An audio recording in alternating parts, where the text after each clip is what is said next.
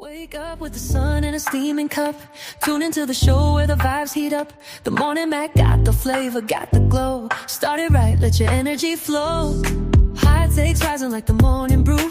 Fresh ideas and a laugh or two. From the first headline to your daily dose. This is the show where your spirit goes. Oh, it's the Morning Mac, where the time don't lag. Get your inspiration packed in a casual swag. Sip it slow, feel the rhythm hit your toes. Welcome to the place where the good vibes grow.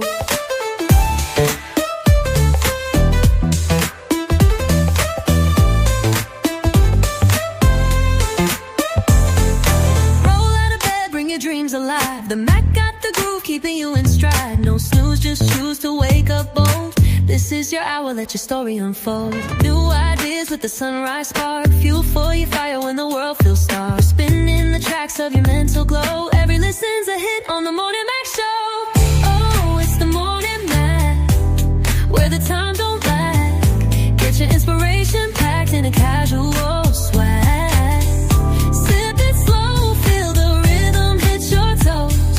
Welcome to the place where the good vibes grow.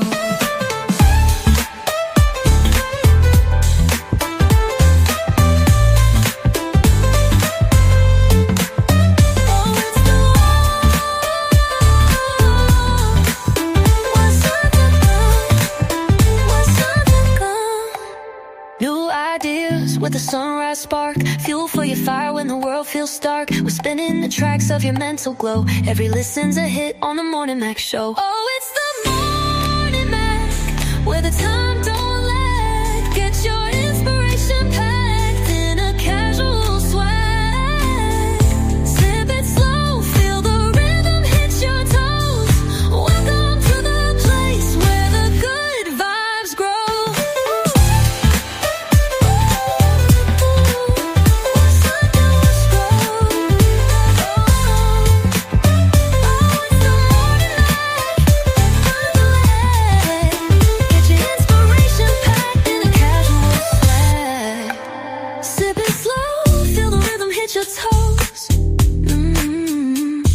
Welcome to the place where the good vibes grow. Roll out of bed, bring your dreams alive. The Mac got the groove, keeping you in stride. No snooze, just choose to wake up bold. This is your hour, let your story unfold.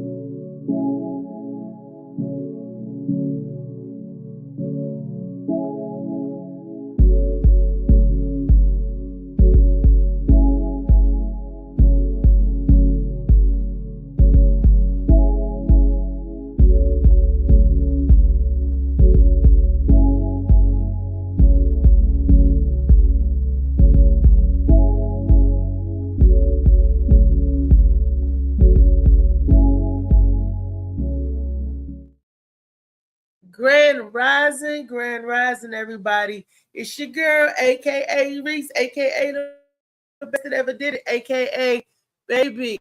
I just got literally I was running behind, running late, and I just got in, popped in right on time. Woo! I tell you, baby, I've had a challenging night last night. I couldn't sleep. I was up trying to do some things here in the house. And I just want to say, first and foremost, when you say you got a village of people around you that can help you meet the need to jump in and help out, that ain't short. And I do believe that God put people around you for a reason, certain people, you know.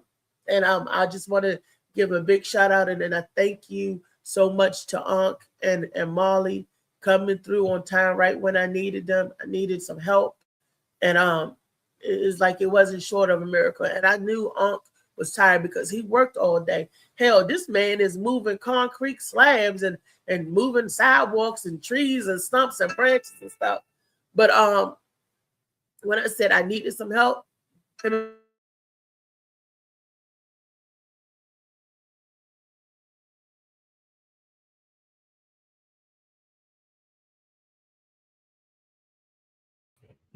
I'm telling you, they done zap you again. Every beginning of the show. They've been doing this lately, man. I don't know what's up with Reese. I don't know. They hating on your end. I'm gonna give her time to pop in here. Y'all in here, please like, share, subscribe. You watching on YouTube. I'm about to add this link up to Instagram so I can get my IG viewers in here. A lot of them to my I ain't got Facebook. I don't do Facebook. I'm like, well, you got YouTube. They be want me to sign in and all this, so I'm gonna go ahead add the IG link to there as well. But we do encourage people to subscribe to the YouTube and to add us on Facebook so we can actually read y'all comments back. On Instagram, I can see y'all comments on the phone, but I can't see it on the show. I can't pull it up for the viewers to see it so they can, get everybody in the conversation. See if our girl Riri pop back in here. If not, we can go ahead and get everybody else in the show. I know she'll be in here though. Wake up with the sun in a steaming cup. Tune into the show where the vibes heat up. The morning man got the flavor, got the glow. Start it right, let your energy flow. High takes What's going on with the signal, guys? Fresh ideas and a laugh or two. From the first headline to your Ain't nothing, bro. I'm trying to figure out what the hell they doing the Reese account. She coming here every morning, stuck like a motherfucker every morning. I don't know, man. I gotta see what's up. She probably's on the laptop and probably gotta get on her phone again. I think we gotta clean that laptop out. I got the laptop right here in case she wanna act stupid. I got that joint right there. So gotta have them laptops ready. What up, yeah. Good, what's good, y'all? Ain't nothing this morning. Might have put on another hoodie or something. I thought this one was enough. This shit is a little breezy outside. You breezy out there? Yeah, it's a little breezy out here. That's alright though. That's probably why my goddamn foot fucked up. Oh shit. Nah, but I fucking with the weather. I was on my feet all yesterday though. I worked a good 13 hours. I was old. I feel you. And luckily y'all was able to help her get that stuff out the way that she needed done. So that was nice for her to start off with a shout out. Well, she didn't get frozen. But it was nice for her to start off with a shout out or whatever to y'all. Yeah, we ain't getting like She don't have to call nobody at all for anything she needs. I will go over that motherfucker any time of the day, any time of the night. Oh, all right. Don't keep saying that shit. All right. She is locked in for life. And I'll give you my word on that. Reese is locked in for life. Mm-hmm. And Reese is cool. It's her genuine gestures that she do. Like I learned a whole lot last night. It's her genuine gestures that says a whole lot about Reese. She's a great woman. She's a great woman. Yeah. I don't got to meet Misha and he got to meet Weezy. All that shit. I hope you was backing all that shit up for the fellas too when you was around them, because Misha bites her ass. So hopefully I was. You put him in line, Misha. Keep him in line. You know me. When I'm at work, I'm at work. Busy. Pleasure and work don't mix. So you gotta be on top of your shit. Get in there. The job is. Get in there, get the job done. Get it done. All right. Yeah, there's always gonna be temptations. Temptation is everywhere, so you gotta block that shit. Yeah, don't let your dick make you a bum. You know what I mean? Yeah, put you in a compromising position. That's what I'm saying. That's what I'm saying. Yeah, I ain't mad at that. Nah, but like I said, yeah, I genuinely see everybody's like energy. I can see all y'all energy. When I come around you, it's like, everybody has different colors. Yeah. Yeah, Yep. it's very funny sometimes because you would never expect for some people to you know, be at the color of you're like, wow, you The never energy know. they give off. Yeah. Yeah, you never know. Mhm. What's up, Ron? Ron and Don, what up? You duck my boy King too. Out here ducking wreck. Yeah. Don't be What's up, man? ducking, Ron. I talk highly about you, man. Then you running. They like, hey, I thought man was. I'm like, yeah, I did too. Man. I know. What's up, Ron? How your Wednesday going, man? Make sure you hit that share button for us. About to get these IG users on here. I know you're gonna respond. I'm gonna give him time to. Cause man, I was like, yeah, my man Ron gonna pop in here, man. That watch, he gonna have to come in and say some good stuff. Ron just stayed in the comments talking about, I don't know how I get in, how this stuff work, Marley. You know how it work, Ron. Uh-huh. Playing Don't, all that falling down the stairs shit on me. Yeah. Don't, um, Nah. don't be You know how I ducking. get in here. Nah, but I missed the You back, conversation, Reed? Ron. The energy, Ron. She loading up. You back with us, Reed? Let's see. Oh, she done Says sent Ron the laptop link. at you because it is Huh? just, We huh? was talking the whole time, never knew she wasn't even knowing. Well, you ain't there. No. I hear me playing that. I, this is just, huh? You ain't outside. Only happens when I'm on StreamYard. Reese, you got this show on? I keep hearing myself. I got earphones in, so I You know it still ain't here my. twice? It ain't me. I got the phone down. I mean, the TV down. Okay, I fixed it. Let's see. Unmute yourself, Ree. Back I'm about with to us, say. Riri? There you go. I'm on mute. Nah, Nah, you you good. good. I got you. You good. Don't worry about that. Oh, okay. Okay. So what I was saying, it cut me right off when I was, Give me when a I shout was, out. yeah, I was thinking, Molly and Aunt, that's my little superhero right there. That's my little dynamo. And so and he get it done, and I look. And I'm glad we found the vegan spot for Molly right down the street, the old time train in walking distance.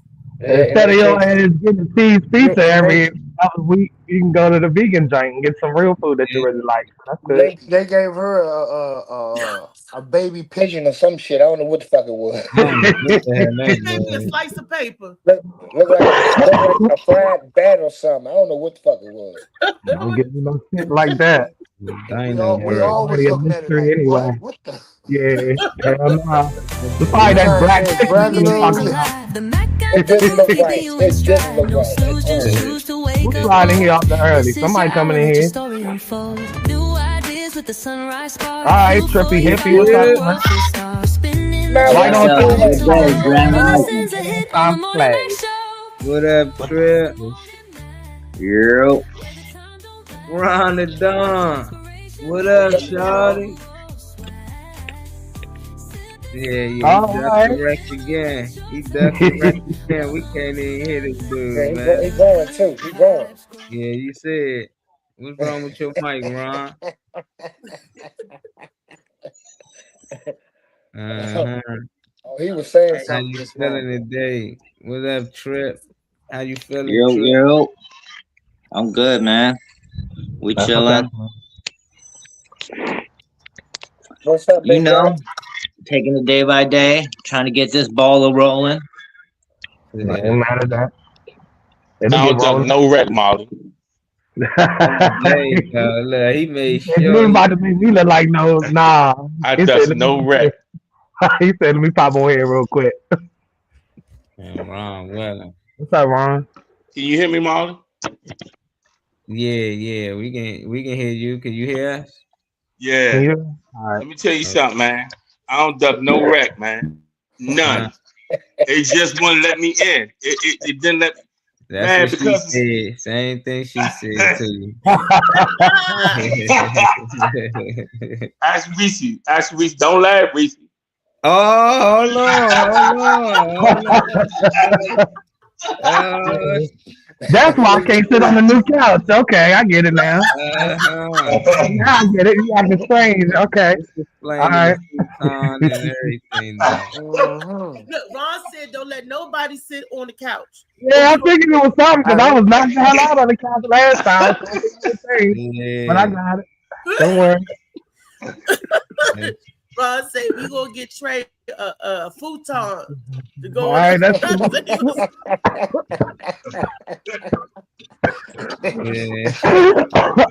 Wow. Hey, Trey, and you said something about that couch, Trey. Man, I already knew it. I said, oh, I can't get on the couch. All right, I got Y'all starting it up early, man. So y'all cutting up early, man. it. Y'all cutting up early in the morning. Man, you gotta have energy on the morning show. Somebody got a Q&A, got a question. All right, let's see. Y'all cutting Hey, up early. baby, hope Joe the blow. Hope Joe the Blow got a question. Let's see what this is. Look, Weezy Wee in the Hang house. on, we got to hear. You know, Reese gonna talk. Hold on. Hold on I said now. Weezy Wee in the building. What Okay, Weezy at? Yeah. Yeah, Weezy, what up? she waving. She coming in the door. Oh yeah, Terry, we feel her energy. Yeah, we see it too.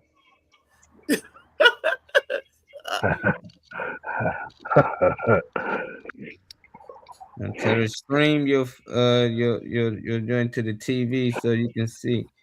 Mm-hmm. Weezy, what up, Weezy? Where's she at?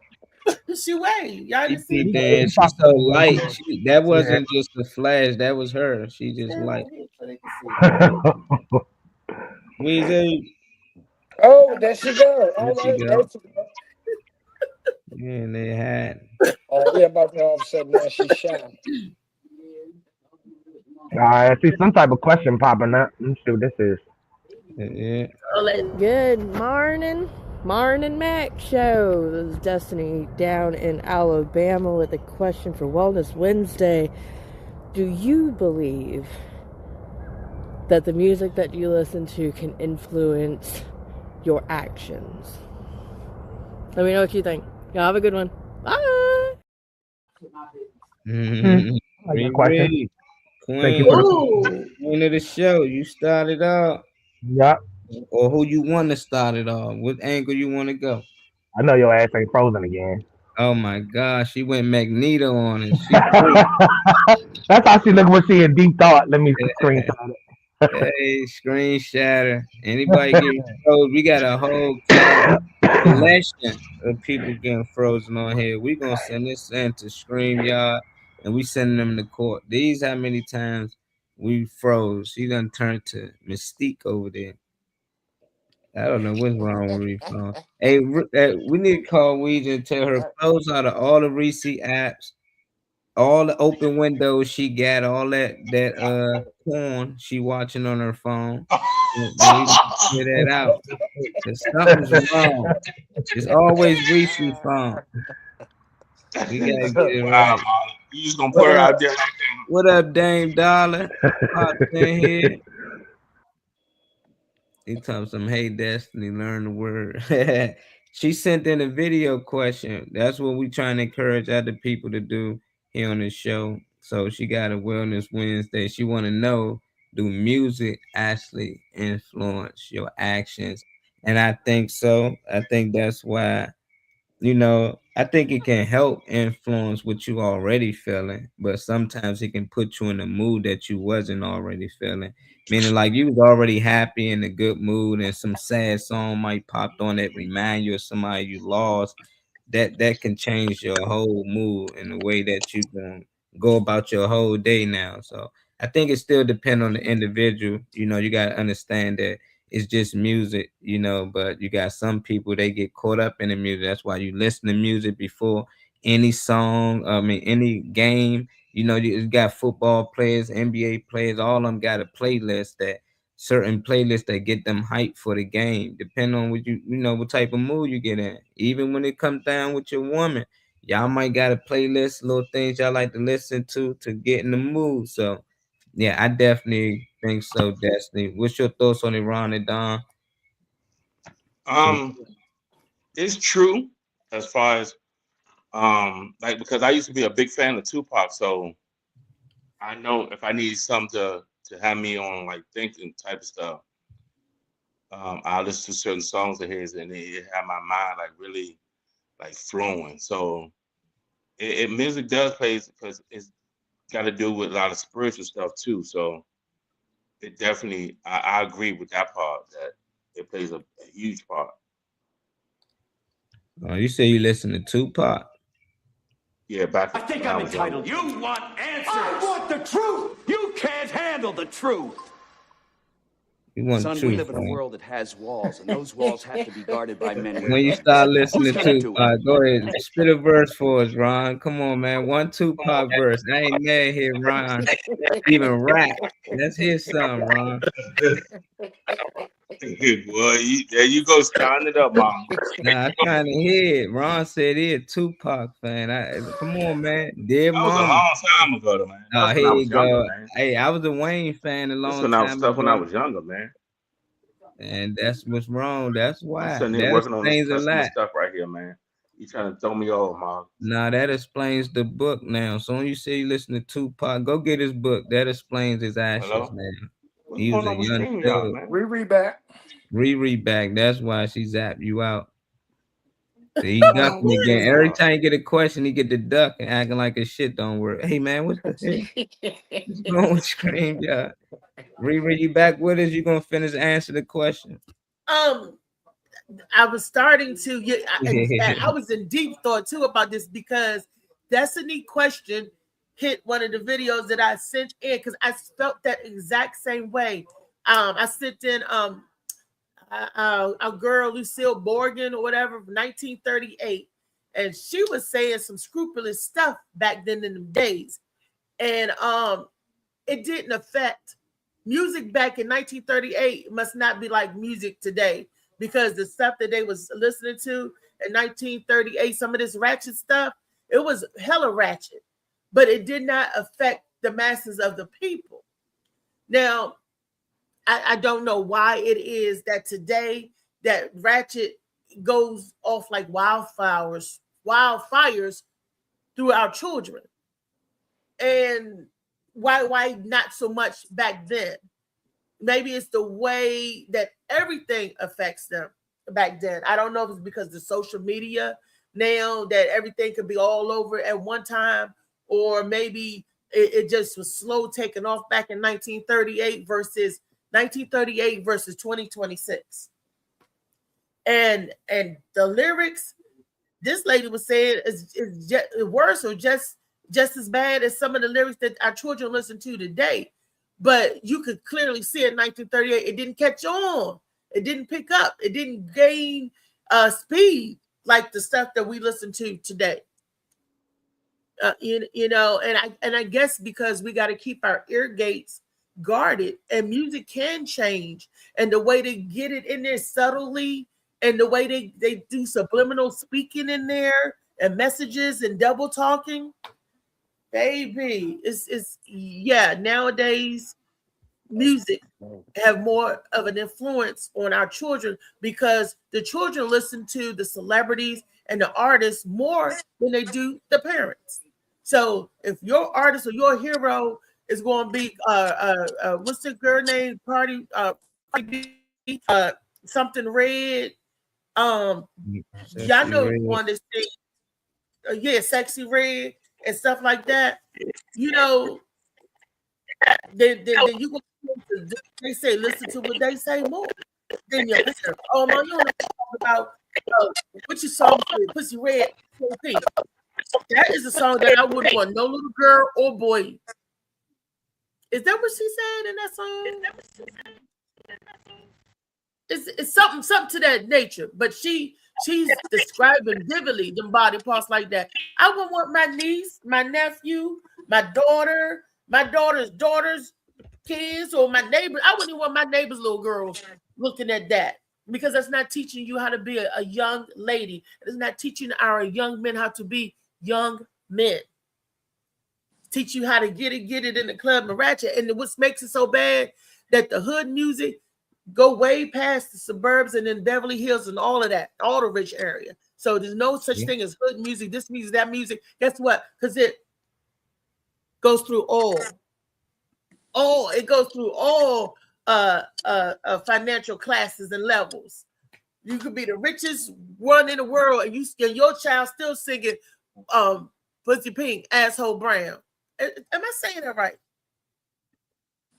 They still singing them illicit lyrics. That's what I'm saying. So they ain't got to do with no money thing or ghetto music thing. No. Music is universal, and it goes through all ear holes if you let it. And that's because the children have more respect for these so-called, I call them industry plants, because they outdid to get our children's mind and attention. So, that's my take on it. That's just my opinion, y'all. Molly, continue. What's up? I didn't. My Wi-Fi is kind of crappy and it shot me out, so I didn't really catch the clip that y'all are watching. But I can't explain why the music today, what you were saying, didn't catch on back in the 1930s. That's because back then it was illegal to talk the way they do today, like literally illegal. And not only was it illegal, but like if you were a club owner or stuff like that and you promoted scandalous music or entertainment, your club will get shut down immediately. So that's why nothing like that could catch roll. Like, and that's why like little things just show little certain things were so scandalous back then that we would look at today like that's nothing. It's because of that, because it was illegal back then. Freedom of speech wasn't as much of a thing back then as it is today. And we're gonna play back the clip for those who possibly missed it. Destiny sending a video question. Getting a lot of feedback. Good morning. Morning Mac Show. This is Destiny down in Alabama with a question for Wellness Wednesday. Do you believe that the music that you listen to can influence your actions? Let me know what you think. Y'all have a good one. Bye!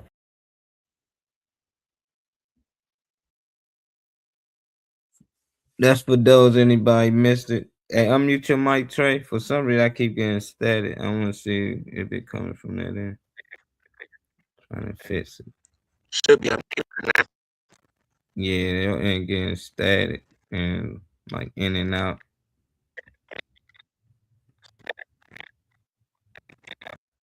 No, you want to come back in on that.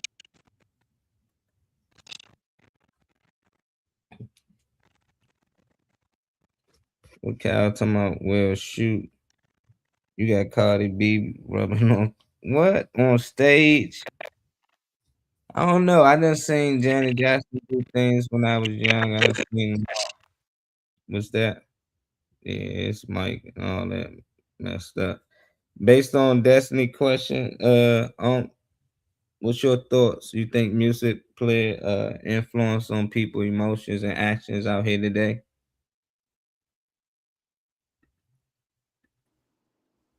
Go ahead. Can you hear me? Yeah. I think music plays on the mind of the weak. You know what I'm saying? Because there's nothing that I hear that's gonna influence me, you know what I'm saying, to want to go out and I've been listening to I'm a 70s baby, so I've been listening to all that shit. And yeah, music has a message in it and all that. But only ones who do the dumb shit that music say is the ones who follow us. They're not leaders. You know what I'm saying? I don't need music to think. I don't even like you ride around with me all the time. I cut the music on just cause you in the car. Other than that, I'll cut that shit off. I don't even listen to music. I don't have no favorite artists. I listen to all kinds of music.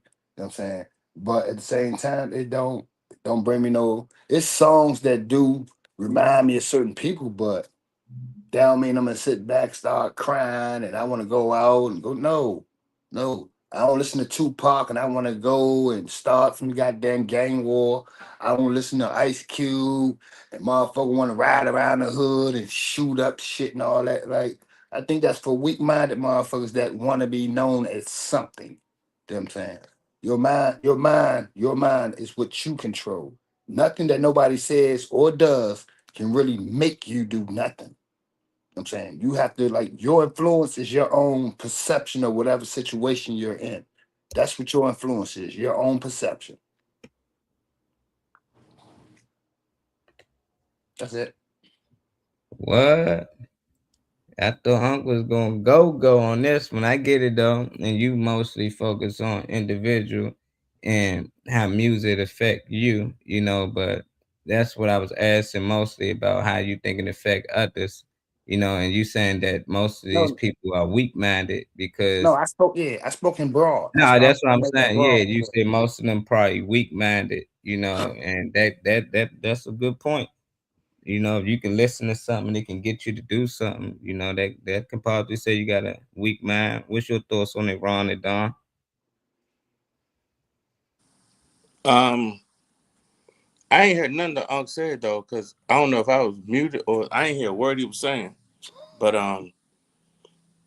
to me, I think it's more to interfere with your spirit for real, because to me, I just feel like the music that affects your action, it got to get in the heart first. And once it get into the heart, it's going to affect your spirit and your mind. So, and your actions going to become what you're listening to. So, like, for example, back in my young days, I used to listen to Tupac. It definitely made me, certain songs would definitely get me hyped. Like, I can't even think of a song of his that will get me, that would get me hyped. But that's good. Yeah, I don't listen to it no more anyway. So it's definitely music. And I tried to listen to this NBA YoungBoy. I first of all, I'm old school, so I'm used to hearing every syllable, everything that's I'm listening to every word, but I can't hear nothing that these youngers are saying no more. I can't even begin to grab what they saying. So I just stopped listening to rap altogether. I feel you. What's your thoughts on it, Trey Money? Snoop Dogg, my bad. Why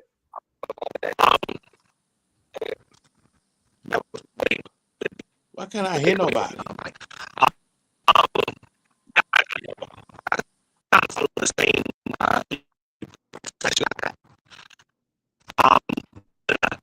same sense as Glee for real. Joe people and not ourselves. I think it's we mind. Like I don't just understand how someone's mind can be open to something.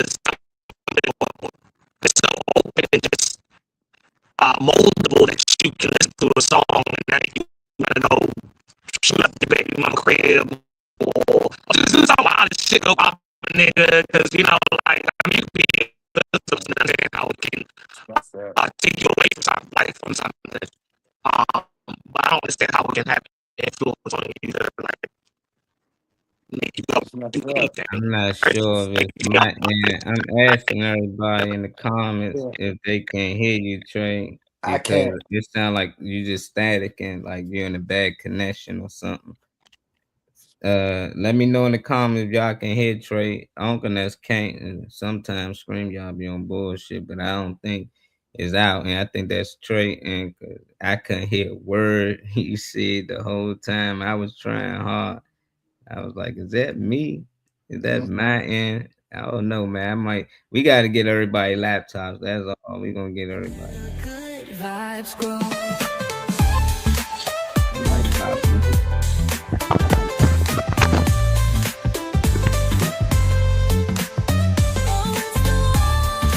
Hey, what up? Hello. Hey. Can y'all hear me? Yeah, we can. I hope y'all can hear me. We can. You? Hi, everyone. What up? What up? We can hear you better too, Trey. Can't hear Yeah, I'm on me. my phone. I just Can switched to y'all my hear phone. me? Dang. Hello? Yeah, I can hear everybody clear. Oh, okay. You just wanted attention back on you. He ain't had no reason to do Got that. way up talking, and I'm like, She's slaving that girl over there. Weezy, did you Already eat got a anything? sleep in this shit. Did you drink anything, Weezy? Get some water. Take a break. Stay hydrated. Don't let her have you just sleeping up and shit. Trey Papa, some stay hydrated. See, she light skinned. She got to work in the house. You see that? Yep. See, Already. I'd have been right outside in the dirt and shit. Nah, but to answer your question real quick about the Yeah. somebody coming in? Adios, I heard the man. people. All right. Welcome in, whoever's coming. Hey, Kool-Aid baby. What up? Hey, sis? Philip, hey. What's up, son? What up? What's up? But I would say to answer your question or whatever about music and what we're talking about right now, Phil, is music. We had a question from Destiny about musical influence. So, do we feel like it affects? It has an effect on people. Some people gave different sentiments, and I was agreeing with Uncle E because I don't understand how music or entertainment, anything that you subscribe to, I don't understand how anyone's mind can really be broken or moldable to the point where they can listen to a song and make them crash out and go rob somebody, can make them go, drive their car over a bridge or something and end it all they shit. I don't understand how anything can really have that much influence on you. But I feel like it comes from a mind that's not like solid, like a broken mind or something like that. Because usually those are people, in my opinion, that can be influenced by other people, you know. So, Yeah. but yeah, that's my opinion for real. Yeah, that's tough. I think a lot of us looking at it from like the anger part. You know, what y'all think about the spiritual side, like church music. You know, like church music get people in a certain mood. You know, like funeral music. You never hear them playing no rap music really at funerals. They play a certain tone that make you feel a certain way. And I know I've been to plenty of funerals. When I hear that music, be like, oh, I be good until they start playing the music and sing like, oh, here we go.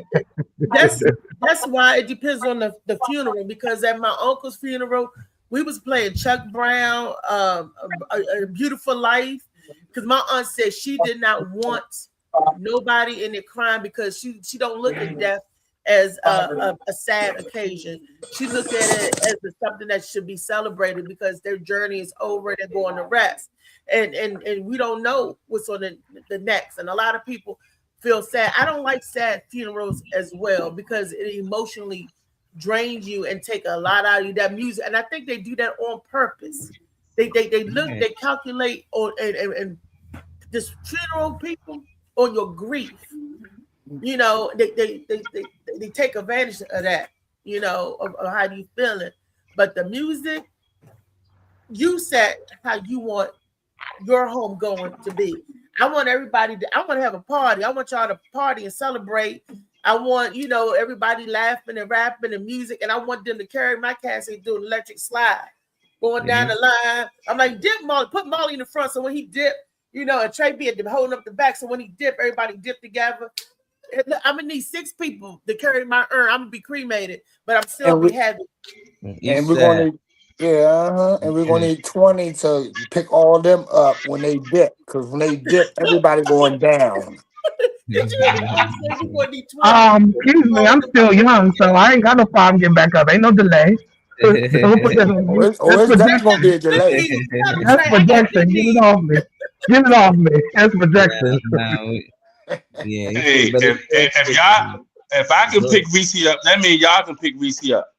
What? Yeah. Oh, that's 20 years ago. I ain't had a situation where I had to pick her up. I ain't know you tested it out though. Oh, so you know the numbers, all right.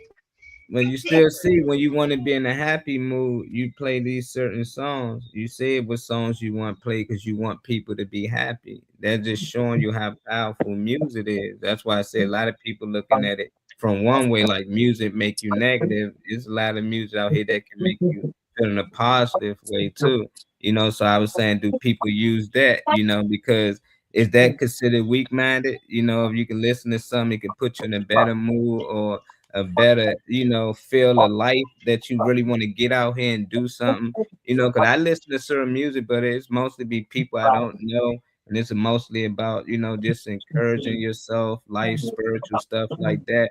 And it get me in a different mood than what the old music used to do to me. That old music get you riled. It still make you want to get out here and grind and work, but it still just put that extra on you. But that's just my way. I just want to know what y'all think That's on a the good opposite mindset. side. On the That's opposite a good side.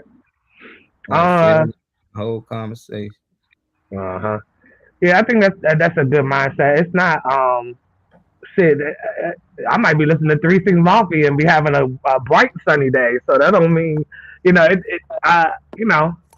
get it. I get it because it can make you feel more in a positive mindset, but it adds to it, not really changes it for me. Yeah. Like for me, the music can't really uh lift me out because if I feel sour, I feel sour. I gotta get in the mindset of wanting to get out of it or whatever. Because people sometimes sit in they sit in the dark cloud or sit in whatever it is they're thinking about, or ponder on it rather. But it will add to something, but I will always have to be on my way to feeling better. I would have to like let whatever the fuck it is dust it off my shoulders, and then I feel like I can listen to music that might add to it or whatever.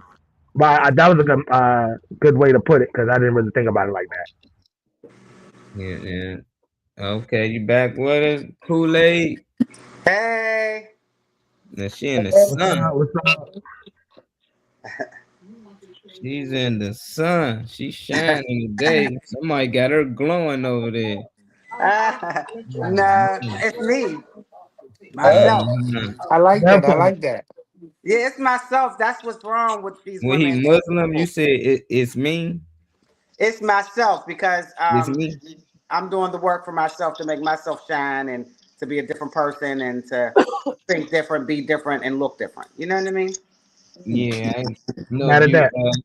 heard the question or you tapped in a little bit of what we were saying. What was your thoughts on what everybody was About speaking? music and stuff, right?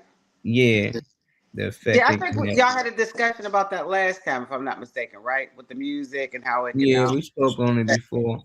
Yeah. Well, it's the same for me. It does mess with your brain. If sometimes it doesn't. Like for me now, I like jazz in the car or just different musics that I never heard of, like with white people or I don't know, just switching it up. Definitely. And I like rap.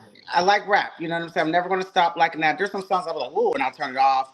Too much busted wide open, coochie licking into that, all that. I'm like, No, bust that. I want to hear See, that. them words too smooth. She know the song. I don't know. So it's like a lot of the newer rapper women, they're real nasty, and I could be nasty, so I'm trying to lean towards that being like that. So I'm like, nah, I turn it off. Then I turn on my jazz, and then it's molding me to be a better person. So music can have a good influence on you or bad. And as far as funerals, I've never been to a funeral where they played music, so I don't know about that. But I know that gospel music and churchy music can make me cry sometimes. So sometimes I don't like listening to it.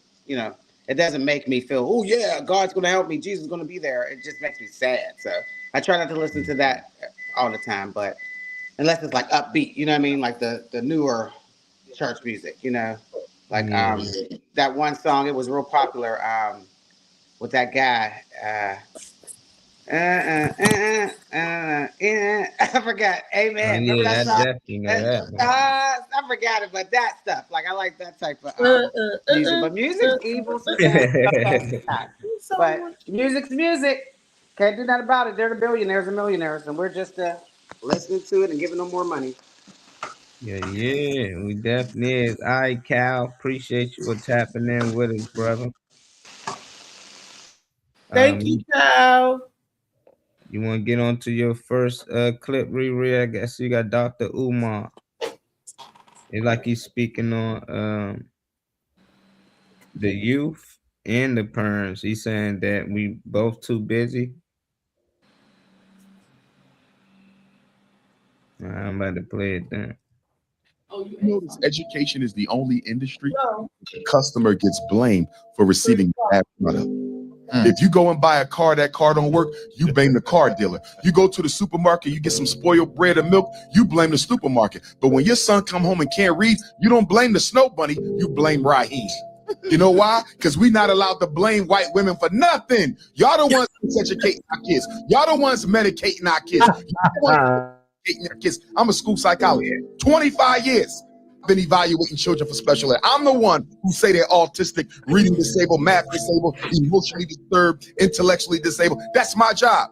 90% of the children I've evaluated in my life of all colors, not even just black, nothing was wrong with them. They didn't have a learning disability. They had a lazy disability.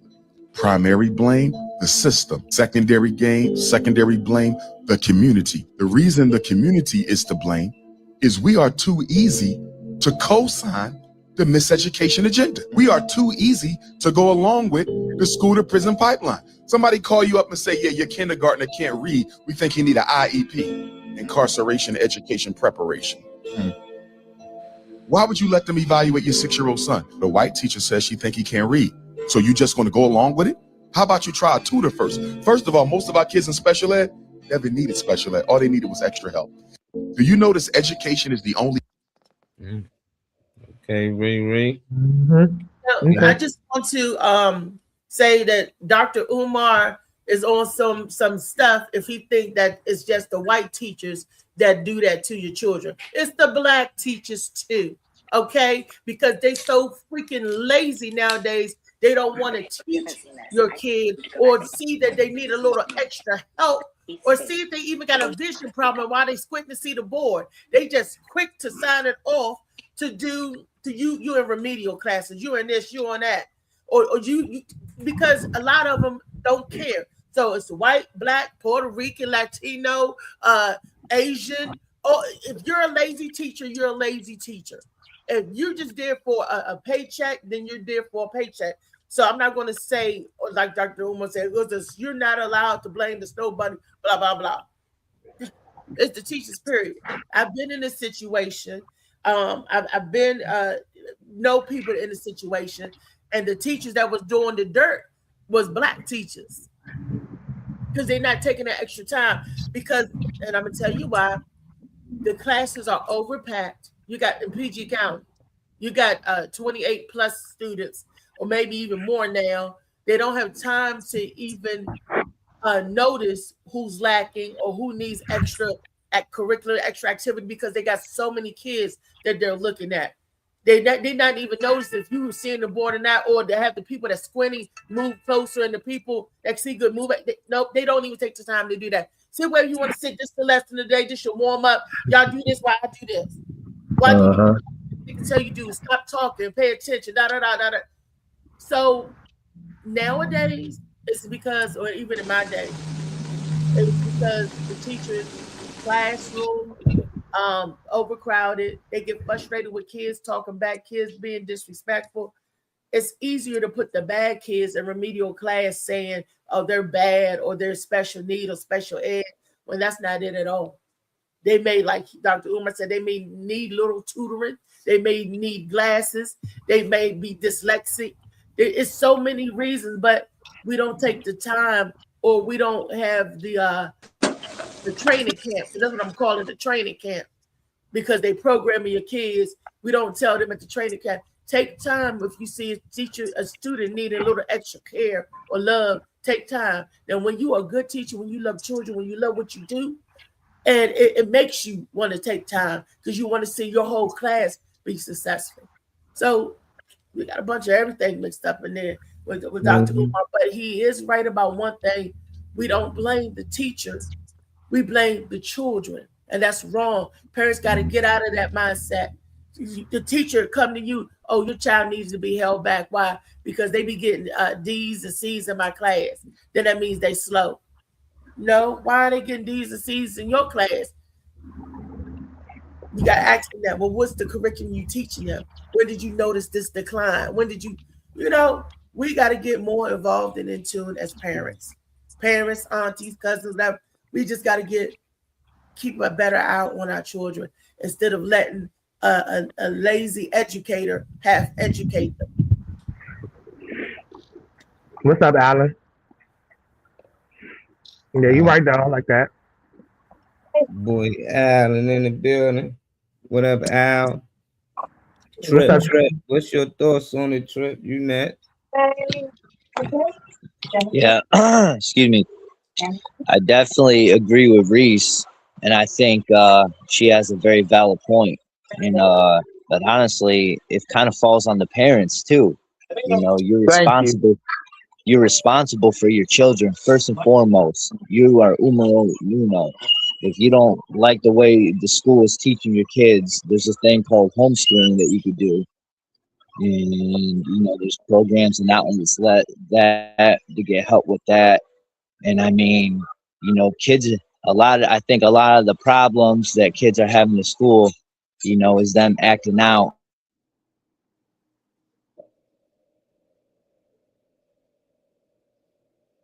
You know, if they have a broken home, they're going things in home, they're going to act that out in school and out in the neighborhoods. And so, you know, and then, you know, I don't know, man. And I definitely agree with what Reese says about the parents not really, or the teachers not really caring. And, you know, we don't pay our teachers enough, man, first and foremost. So if you in the teaching business for a paycheck, you in the wrong business anyways. And I think that there's not enough funding, especially in, you know, lower class neighborhoods for schools and stuff. And I think just people get burned out and they're fed up. And I think they do gotta.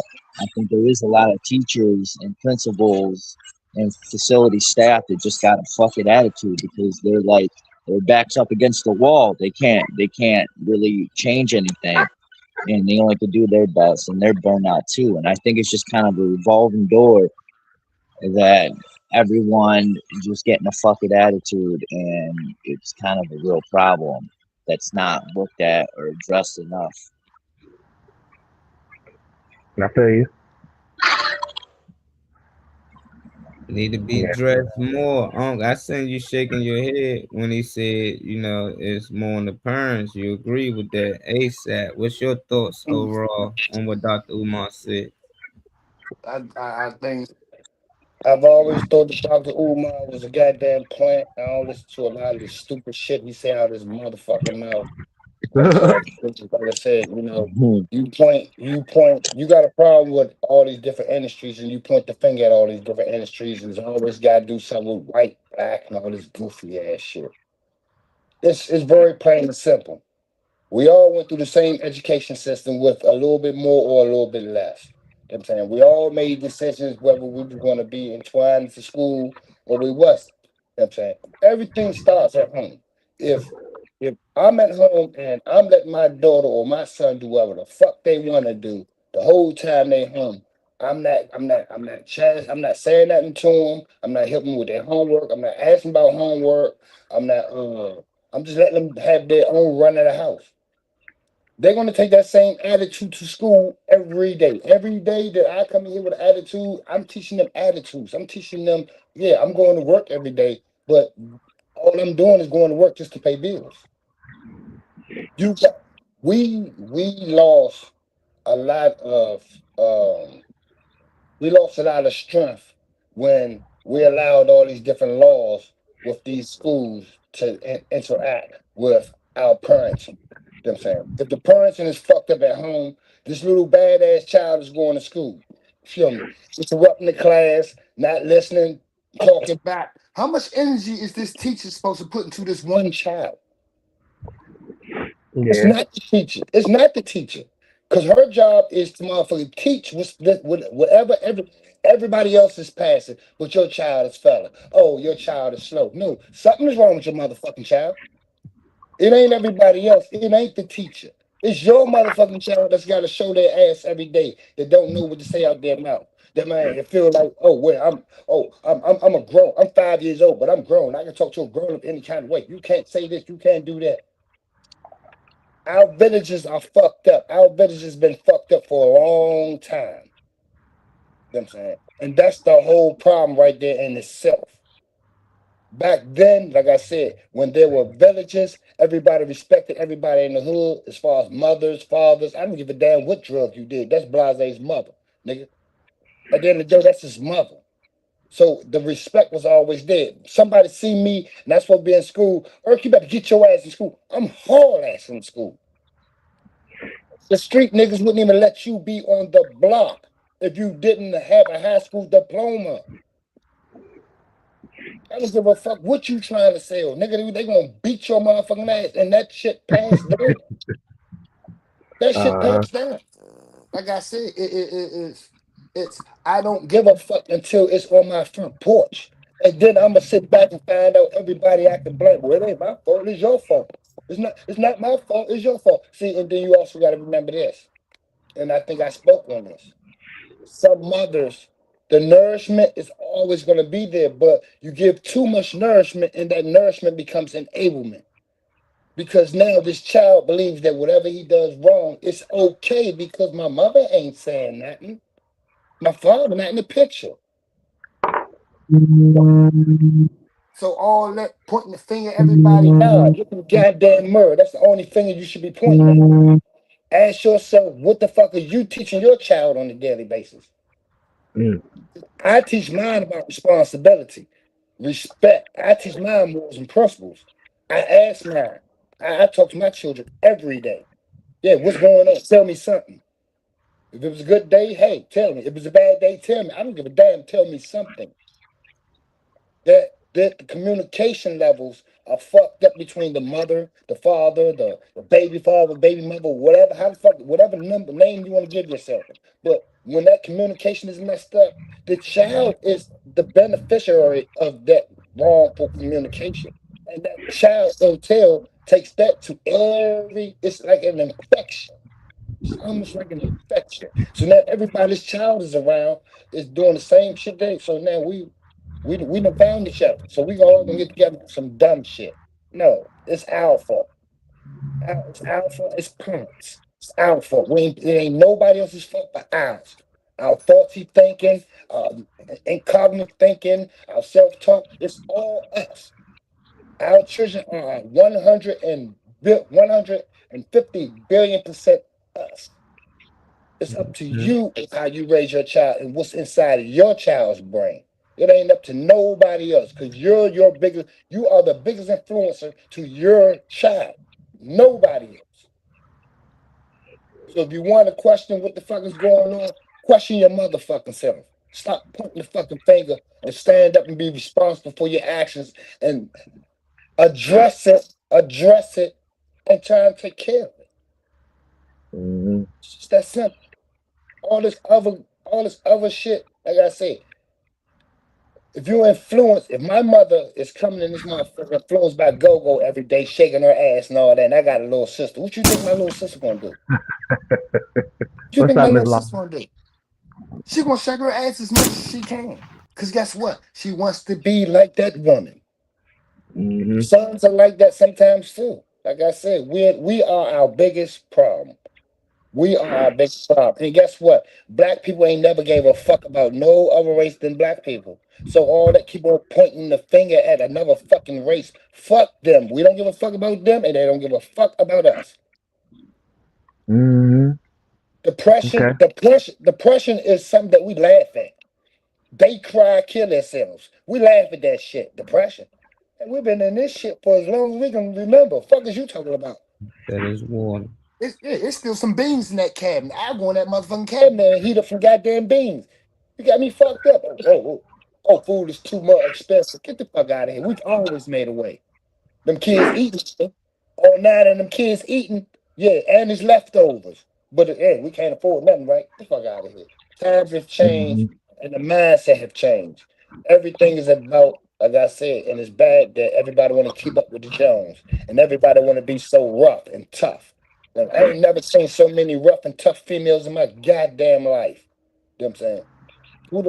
Every other word that come out their mouth is bitch. Damn, your mouth more foul than mine. But these, but Yeah, but you done this, got to that. yeah, and the same female got 5 kids that she feeding that nasty ass attitude to. Whole damn family got an attitude. Little girl, 3 years old. We got Uncle opinion on it. We gonna move on to the rest of the guests before he go another 10 minutes. Trey Money, what's your thoughts on what Dr. Umar said? Unc basically saying he blamed the parents. Trippy said he agreed. Reese blamed the school. Dr. Umar blamed the school. And you know he blamed just Yeah, white. you know, You know, that's what's yeah. your thoughts overall on what Dr. Umar said? I like what he says on certain things. I just don't like that everything is not so like black and white the way he Dr. Umar makes it. So you know, I take everything people say, including people on the panel. I take stuff with a grain of salt. Um, you know, and there's always a message to get out of something that somebody is saying. But um, I understand getting older. I already noticed certain things when I was younger. I just couldn't put the pieces together till I got older. Noticing certain things, I realized that the system anyway is designed for you to have limited time. It's designed for you to. You can create your own avenue. Don't get me wrong. You can be a business owner. You can do a lot of things to break out of the chains of or the conforming to the system or whatever. But it's designed for you to have limited time. It's not made for you to have time to really think about shit and do shit extra. And you're going to sacrifice that time if you really want to get something done. So regardless whether you did 12 or 16 hours a day at work, you still going to make 4 or 5 hours to get that business plan together, 4 or 5 hours to figure out whatever next step of education you want to bring to your kids. I understand why things are the way it is. People don't have the capacity. People don't have the energy. I know I don't want to do too much of shit. I barely want to go upstairs and go put my clothes in the washing machine and dry and shit on my off day. Sometimes I'll be so burnt out. But I understand. Like I understand why. But it's also what are you teaching your kids? Everybody puts so much weight on the school system. Something they complained about, something they heard their people complain about. I've been hearing all throughout history, and I'm watching all types of historical stuff, like I was doing yesterday. I hear all through history how the school system was fucked up and the books was limited. And Miss Lonnie said that she lived in Florida and the school system shut down 7 schools and blah blah blah blah blah. All right, like we got the same laptops, the internet, iPhones, and all that shit everybody else got. I don't understand what the problem is, honestly. Like you add to whatever your school is teaching you. If your kid bring you home, if you ask your kid what they learning, if they learning something that you feel like they taking the truth in a different direction, and you bring some truth to them.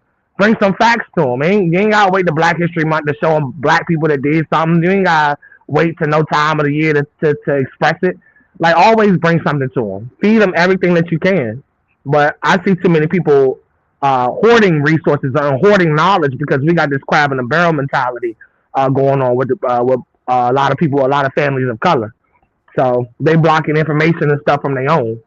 So it's different things, but I understand how the system has things played out, so your time is limited. They is zapping in today. Appreciate you tapping in with us, Lonnie. Please like, share, subscribe. I see you watching on YouTube, so she probably do get the notification. Rhonda Don, what's your thoughts on your man Dr. Umar? I think you had him on your show before, right? You know him. That's your buddy, ain't it, man? That's your man. What's your thoughts? To me, I always thought he was a joke. When I told him that when he was on, I just feel like right now he's a scammer, and to me, is that he's gonna say whatever he got to do to get black folks emotional, revved up. He know how to. He's another Al Sharpton, Jesse Jackson. These kind of people, Farrakhan, to get these people up rowdy, but they're not here really to help the black people, only themselves. But back to the school thing, you got to look at it. Let's go back into like the 60s and 70s. You had parents that had kids very young, and you had them young, but you had to drop out of school, so you're getting older, but you still got a child you got to take care of. Because back in those days, grandmas and mamas didn't do no babysitting because it was all about them. So my whole thing is that look at 14, 15, and now they don't even know anything about adulthood adulthood. So now they got to raise themselves and a child to do what they got to do. But at the same time, when the parents drop out of school, how you think a kid gonna get an education if the parents can't sit there and help them do simpler addition, subtraction, long division, short division, algebra? They don't know. So this is why kids fall behind, because it all like said, it all starts from home. And if the parents don't have a decent education, that child is definitely gonna suffer. But see, this is why people quick to blame the schools, because that's the easy thing to do, because I'm blaming my responsibility on you because I send my child to go to school to teach, but you only got that child for what, let's say 8 hours. But when it's time to do homework, they don't know anything about no science project, no history homework. Because back then when I was growing up, we had the Martin Luther King Library. We ain't had no Google or none of that. You had to literally go down to the Martin Luther King Library and actually do some research. So my thing is that when you don't know how to be a parent, it's going to get you frustrated. It's going to get you irritated. When that child asks you, mommy, it says 1 + 1 is 2, but your mom or dad don't know basic math. They gonna like, no, it's 3. And you looking like, no, that's not right. But shut up. I'm the parent. You don't tell me. But at the same time, it's just a fact now that accountability has gone away from the homes, and the government has stepped in too much because they took a lot of rights away from the parents as far as when trying to teach a kid or discipline. I remember when I was growing up, when my father tried to teach me my multiplications, and I had to at least know 1 through 6 before he came off from work. That would literally wake me up and give me my test. Well, what's 6 times 6? 36. Because I know my multiplication so much that he drilled it in me. But you don't have parents like that no more, because parents now are being so passive. And well, I don't have no money for a tutor. So you go to, back when I was going to school, if you didn't understand something, the teacher would help you, and they see that you're suffering. They would keep you after school for at least about an hour and help you break it down to where you can at least understand a little bit of it. But now I just think the school system and the parents has definitely failed their children. That's just my thought on it. He blame them both.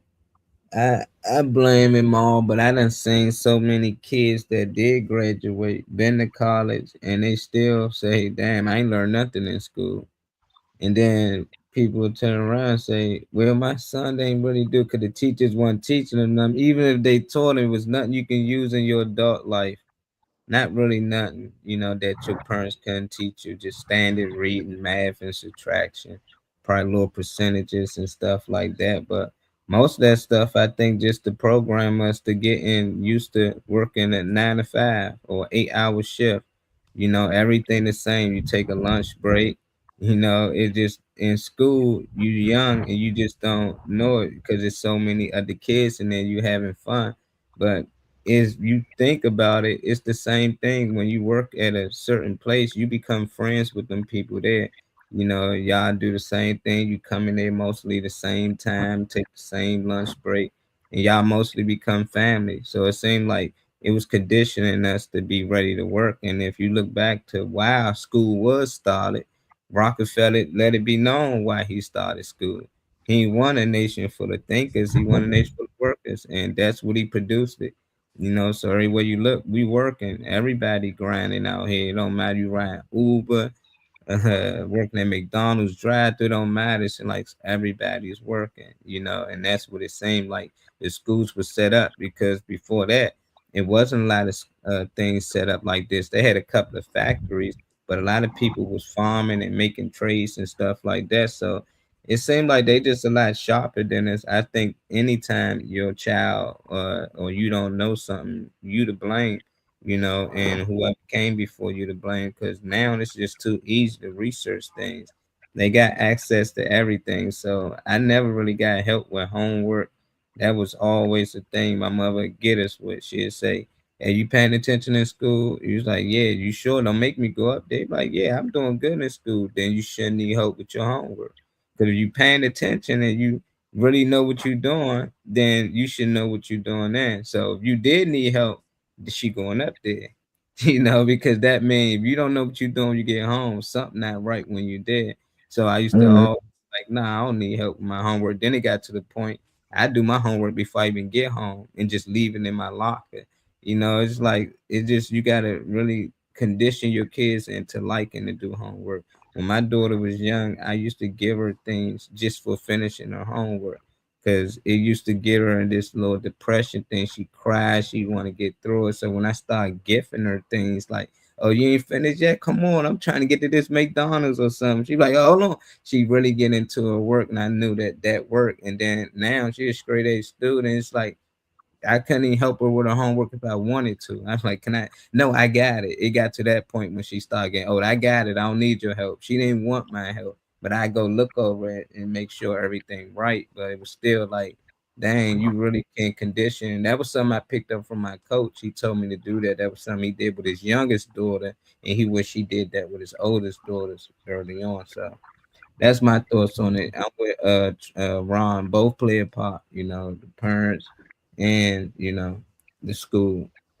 I just want the parents to teach life, like teach about life. You ain't gotta worry about. You ain't no teacher. You ain't went to school like the teachers did to learn this and how to facilitate and blah blah blah. Teach life. You know what the things you experience and you know the things you've been through. And yeah, there's some kids that say they don't want to listen to their parents and all that type of stuff. Probably because you ain't never created the setting for them to even want to consider what you know talking about anyway. So that's probably something that need to be evaluated. But I want the parents to teach life, teach what you know about this world. Because I'm only spending 12 years in school unless I go to college. I'm not the rest of this world. Like most of the stuff that I learned, good grades or not, was not anything that I'm using in today's time. Like so, I'm not worried about what the schools what you can regurgitate from schools. I'm talking about you know the world that you experience and the world that I'm about to step into. You know, Yeah. I don't need you to teach me long division and multiplication and how to do all. It all matters. Don't get me wrong, but for the most part, nah, it doesn't. But you can teach me life though, because you know what that is. Yeah. Like that. We lost. Yeah. I don't know what happened. But you got something to add on before I go to the next clip? What you about to say? No, go to the next clip. All right. I'm saying I think Trey sent the video. All right. About to pull your video up, Trey Money. All right. It's actually you. Mhm. Hey, Trey sent the video. TikTok Trey. Not TikTok, Trey. One thing that I don't think people talk about enough is the silent skill that you are building within inside yourself. A lot of people are going to measure things. Obviously, I mean, people have eyes, so they're visual. But a lot of people base things off of the physical objects that you possess, and that is what they use to determine the person that you are, instead of the shadow work that you're doing for yourself.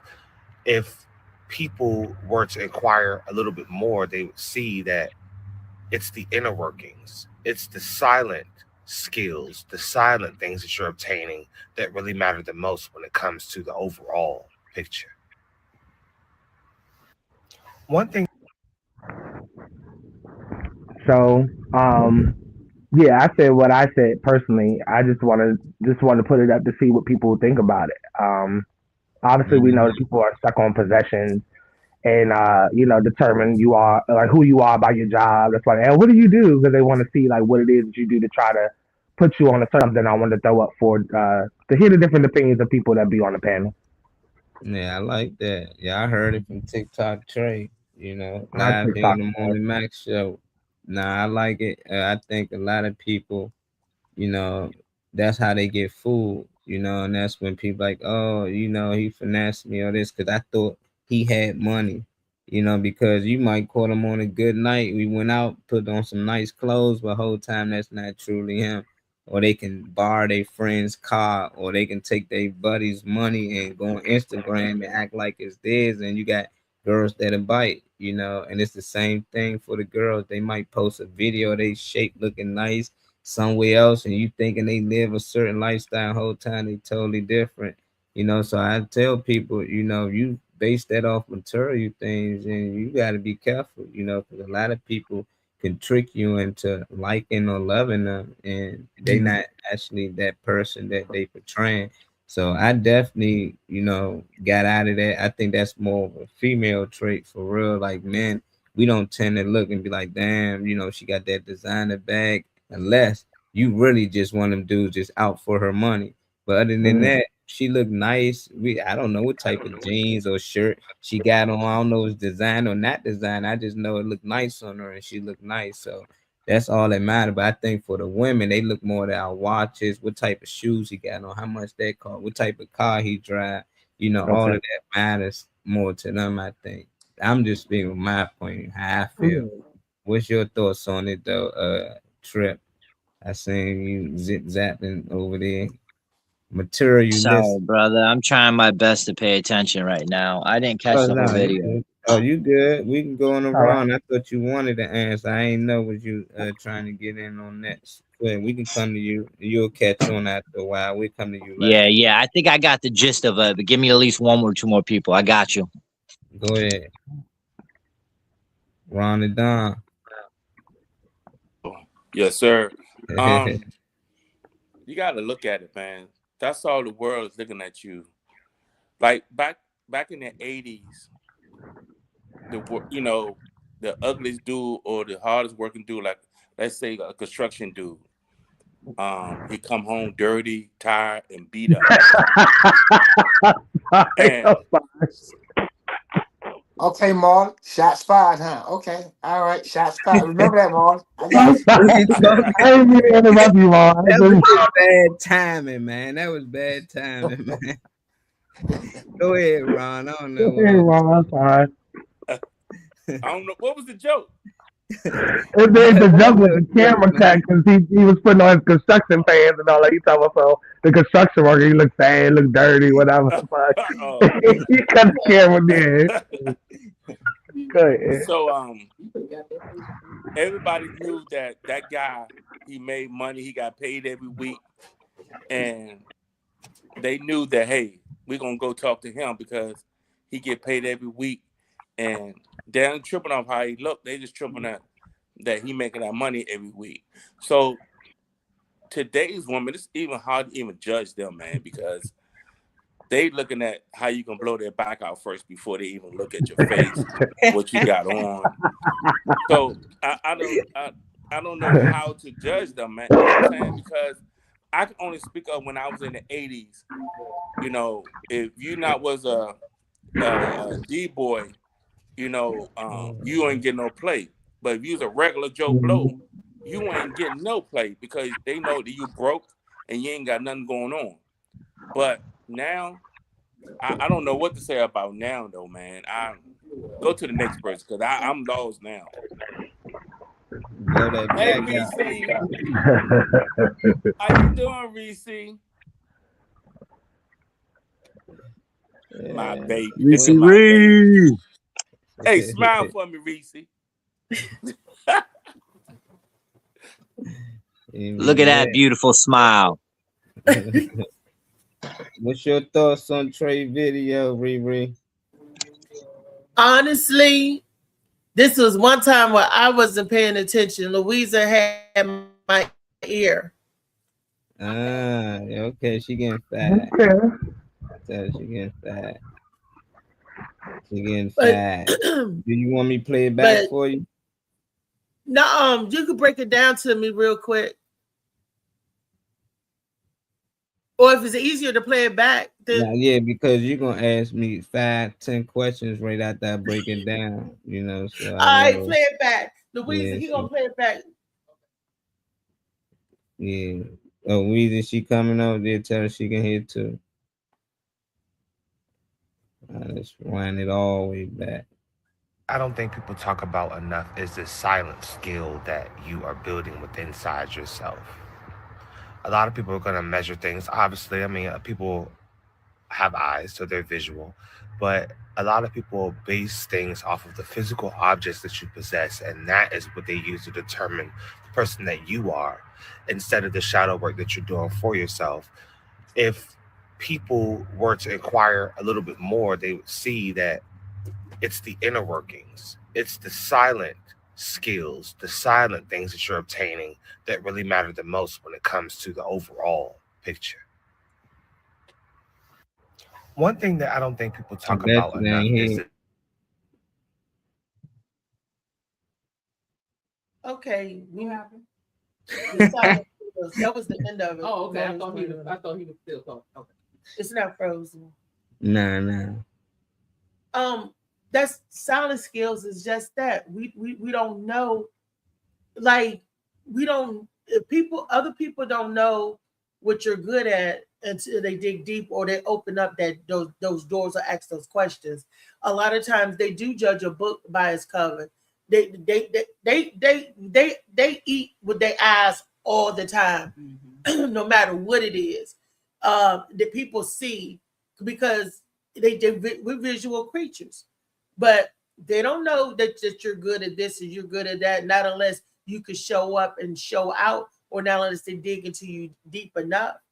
That's why the saying, "You never judge a book by its cover." Look, when people look at me, what do you think they see when they see me? Freaky, freak nasty, freak neat. What do you think they see when they see Weezy? Lord. Same thing, still freak nasty, but businesswoman at the same time. What I say about Reese, someone to rip your thing off, you piss her off. Louisa or me? Both of y'all. The Weezer. No. Yeah, both of y'all. Both of y'all. Y'all team. Hold on, let's fix that real quick because we don't mess up merchandise. Okay. Oh, okay.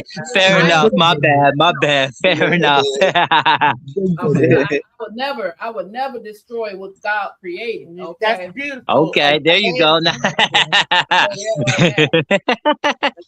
great. Okay. Yes. Okay. So that's your take, Riri. Yeah, I was speaking on people more so, people, not just a random person, because I could care less about random people. Random people wouldn't have impact on my decision making, the way I feel about anything or whatever, like somebody in my inner circle would. Because once you work your way past that barrier that allows you to be in the inner circle, it's certain things that's already understood about you. You have a significant place. Like even with Uncle E was saying earlier, he was like, I really see Reese's qualities and everything, and pretty much that's something that certain things that he wouldn't know unless he got insight on something. He wouldn't know why like Reese would mean so much to us or why she would be so significant to us until he was able to see certain things about her he just doesn't normally see on every day. I'm talking about people's failure to inquire, people that know you, people that are around you. And you can't help people's assumptions, don't get me wrong, but it's a lot of things that pieces of the puzzle that people don't care to put together for themselves. People like would rather assume. And it doesn't have to, it is not physically, it's not just about your physical possessions, but it's the messages and the things that people miss about you because they just fail to inquire, they fail to ask, or don't try to figure things out. So that's what I was more so speaking on with the video, was the failure to inquire, the failure to ask. Like people, around you doing you a disservice and not trying to make sure they understand certain aspects. Because to me, it matters. Because if I have a question for one of my friends, I'm gonna make sure I understand what it is. So I never can say what it ain't, Right. or what it isn't. So that's all. I just want to get the picture. About 3 times. Played it back for the girls. To see what was your thoughts on Trey video? Okay, my thoughts is I agree with Trey saying I would possibly I look at it a little bit different, and that is because and we go back to the example that we just now made. I had to physically be around Riri again. You know what I'm saying, to feel her energies. You know what I'm saying? I can see energies I can see energies like, okay, I can see that you may have qualities, but I have to physically be around you to feel and see your energies. That's why, I wasn't making a joke when I said, when you see certain people, they're different colors. It's almost like you see an aura around them. I can see that aura. Yeah. You know what I'm saying? I can see when people going through shit. I can see when people are genuine. I can see a whole lot of the bullshit. The silence that I proclaim to use on a daily basis is because I see this goofy ass shit. And there's a lot of things that I need not give no time, energy, or thought to. Like I said, you are your worst enemy. If I can care less, what the next person thinks about me, what the next person says about me, because at the end of the day, I'm making myself happy. I'm doing what I like to do. You know what I'm saying? I work for myself. I don't have to listen to nobody telling me nothing. The only person I listen to is the people who make the little processing orders for me to work. I listen to what they want and all that. And then, hey, I do what I got to do. Oh, you don't be listening to them. Oh, I definitely listen to them. I listen to them. I know I'm messing with you. Like I said, it's all like I met Weezy last night. I met what's her name? Misha. Oh, you got Misha. All y'all have the same qualities and the same energies. All of y'all I can still see all y'all as like y'all got some anger in y'all, but at the same time, the anger does not show out. I do. I don't have no anger. All y'all got anger, but the anger don't show out. It don't show out. You know what I'm saying? It's like I said, the genuine. When an individual is genuine, it's hard to see when they're mad. Okay. Because anger is not something that they're really good with. They only use anger as a way to get a motherfucker to fuck away from them. That's what I use. That's what I use my anger. That's what I use my anger for.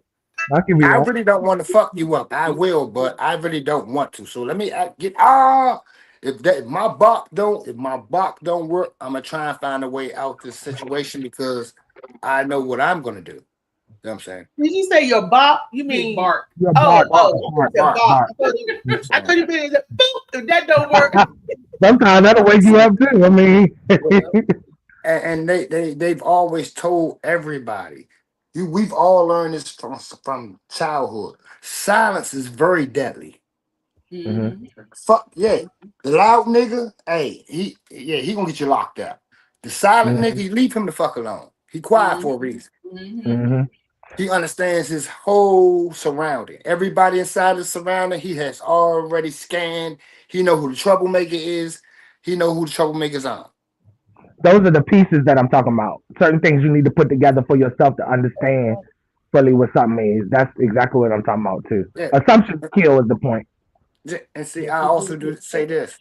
We all are directional creatures. You know what I'm saying? So unless you have a traumatic experience, if you're going in a certain direction, you're gonna keep on going in that direction until you have a traumatic experience to make you veer to another direction or make you think about what you're really doing. Just like I don't have to sit down with one of these youngers and say, oh, in 10 years you're gonna be strung out. It's bad that I'm saying that to them, but these are the qualities and the energies that your body is shooting out. You trying to be about something and you trying to be about something that follow motherfuckers gonna get you caught the fuck up because your mind and soul and spirit is not the same. Right. And that's what happens when we make bad decisions. Our mind, spirit, and soul is not the same. You know what I'm saying? When they're in one, we can see the situation from both sides and make the best determination of the best resolution that we want to come to. But then when you don't have that and you sitting back fighting with yourself, because we fight with ourselves on a daily basis about the decisions we make. You know what I'm saying? So like I said, it's man, look, at the end of the day, you're quiet for a reason. You're quiet because like you're sitting back, you're observing. I don't have to know what you do to know if you're a hard worker. It's going to show out in your character. Your character is going to tell me if you're a hard worker. Your character is going to tell me if you have a little bit of intellect. Your character is going to tell me if you just goofy and you just want to be right here being seen with us. That's goofy. You running out of goofy for the day. You know, it's funny you said that at the morning on the Morning Mac show. All our group, Louisa, she's the kindest. You would think she's the softest. She's a pushover, but she be beating disabled people. Don't say that. Oh. Yeah, if you start having to sweep the same corner every 2 to 3 minutes, you probably wouldn't be beating you up. See, you know, Trey ain't gonna let nothing get by him or you. He gonna be like, wait a minute, I see that. That's Trey. Molly is the most dangerous one. I thought I was dangerous because I lose it. I don't even know how I lose it, but I think our little Molly Moore is the most dangerous one. Because he's that nigga, like Unc said, that sit back and quiet and peeping everybody. He know the tea on everybody. That's Molly. And that's why he does not allow himself to go to the dark side, because he know if he did go to the dark side, it'll take the 3 wise men, baby Jesus, adult Jesus, everybody to bring him back from the dark side. You know, and me, I blow up. I don't know how to sometimes control my emotions. I'm spontaneous combustion. I blow up, but then I come back down. It's like a boom, and then I'm like, okay. You do come down, Reese. And I'm petty. And I'm petty. I'm boom until I get off of that anger, and then I can release it, and it's gone, and then I have no feelings. But I blow up. I'm not only am I a squirter, I'm a blower up. Oh Lord. Lord. Shots fired. Shots fired. Either way. Okay. Let's get on to the next video. Oh my God, we got verify that. I can verify. Wait, real quick, before we go to the next Go video. ahead, Luigi. Let's hear I from really appreciate what everybody said because I agree. I also want to add that a lot of the reasons that people don't take the time to get to know you is because of they look at you as themselves. They look at you, or they look at you and don't want to get to know you because of the way they feel about themselves. A lot of people don't like themselves. A lot of people don't understand themselves. And so when they see somebody, they're like, oh, well, you know, it reminds them of them or what they think that they are. Or it may be a jealousy. How is it that, but it's they're competing and don't even know they're in competition. You know what I'm saying? Some people have a fear of getting to know somebody because if you get to know somebody, that mirror will be held up and then you got to get to know yourself. So a lot of the times, you know, it's nothing against the other person. A lot of the issues that people have are their own personal issues that they created. I don't like you. I don't know why. You create that problem. Oh, I don't want to get to know her because X, Y, and Z, blah, blah, blah, no new friends. Sometimes it is a no new friend situation, but you don't even know that person to not want new friends.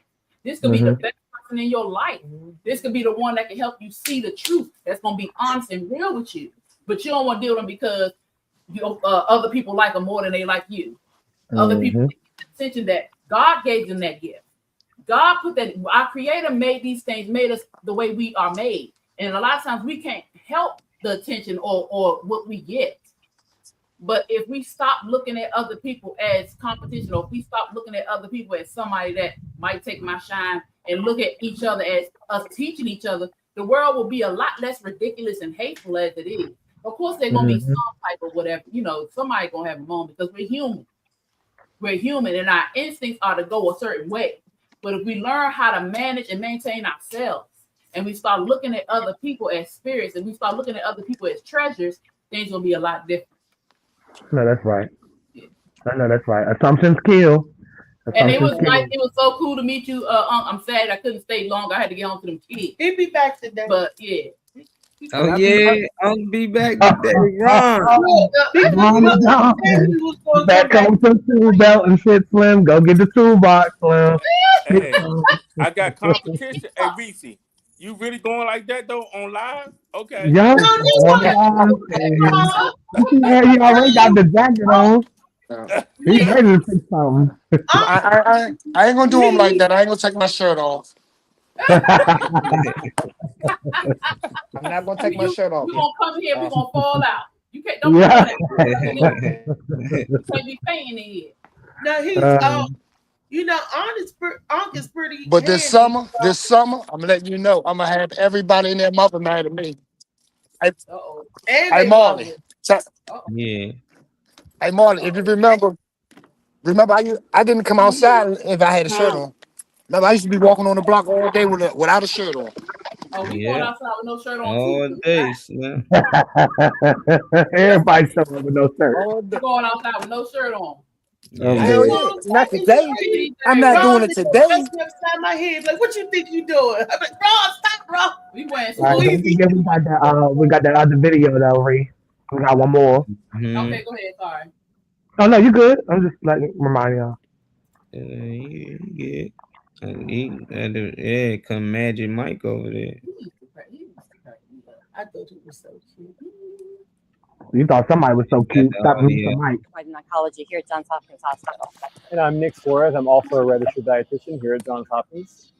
And we're talking about the health concerns associated with ultra-processed foods. Yeah, and you were just telling me some really interesting stuff about them. Yeah, so there's been evidence-based studies done with 3 different types of cancer and ultra-processed food. So that's colorectal, it's also pancreas, and then breast. So they found in that population, the more they ate ultra-processed foods, those people had more diseases. Interesting, yes. And what I find to be really interesting and concerning is that we as adults consume a large amount of our calories from ultra-processed foods, and that can cause obesity as adults, but also whenever we are giving these to our children, their palates are developing at a young age, so they are more likely to want to have more of these sweet and salty ultra-processed foods, which can cause them to have obesity into their adolescence and adulthood. Yeah, and obesity is also linked with so many other health concerns. There are 11 cancers that are linked to obesity now, Yeah. but then also diabetes, hypertension, vascular disease. yeah, kidney disease. Yeah. Stop. They be going hard on here. You know, They get me, whatever. how come they always say that all of this stuff is linked to obesity? They never say that the red dye 40 or the yellow dye is a link to obesity, cancer, diabetes. They don't ever tell you that the white sugars is linked to diabetes, cancer. You know, they always say obesity. And people not knowing why somebody's big, because they big because it could be thyroid disorders, it could be a numerous cellular disorder, hormone disorder, it could be a number of reasons, but they don't say that that's why you link to that. They always blame everything on being fat or being overweight. Like when I went in the hospital, remember I told you I was so mad because they kept saying, oh, this causes because you're fat, because they know it was that medicine. And when you break it down, it's what you gave me that caused this, and that. Well, why is your sugar under control? Why is your blood pressure under control? And you don't have cholesterol problems and you're obese because they see you with the wrong eyes. It wasn't the fat. The fat was a side effect of the damn medicine that you gave me.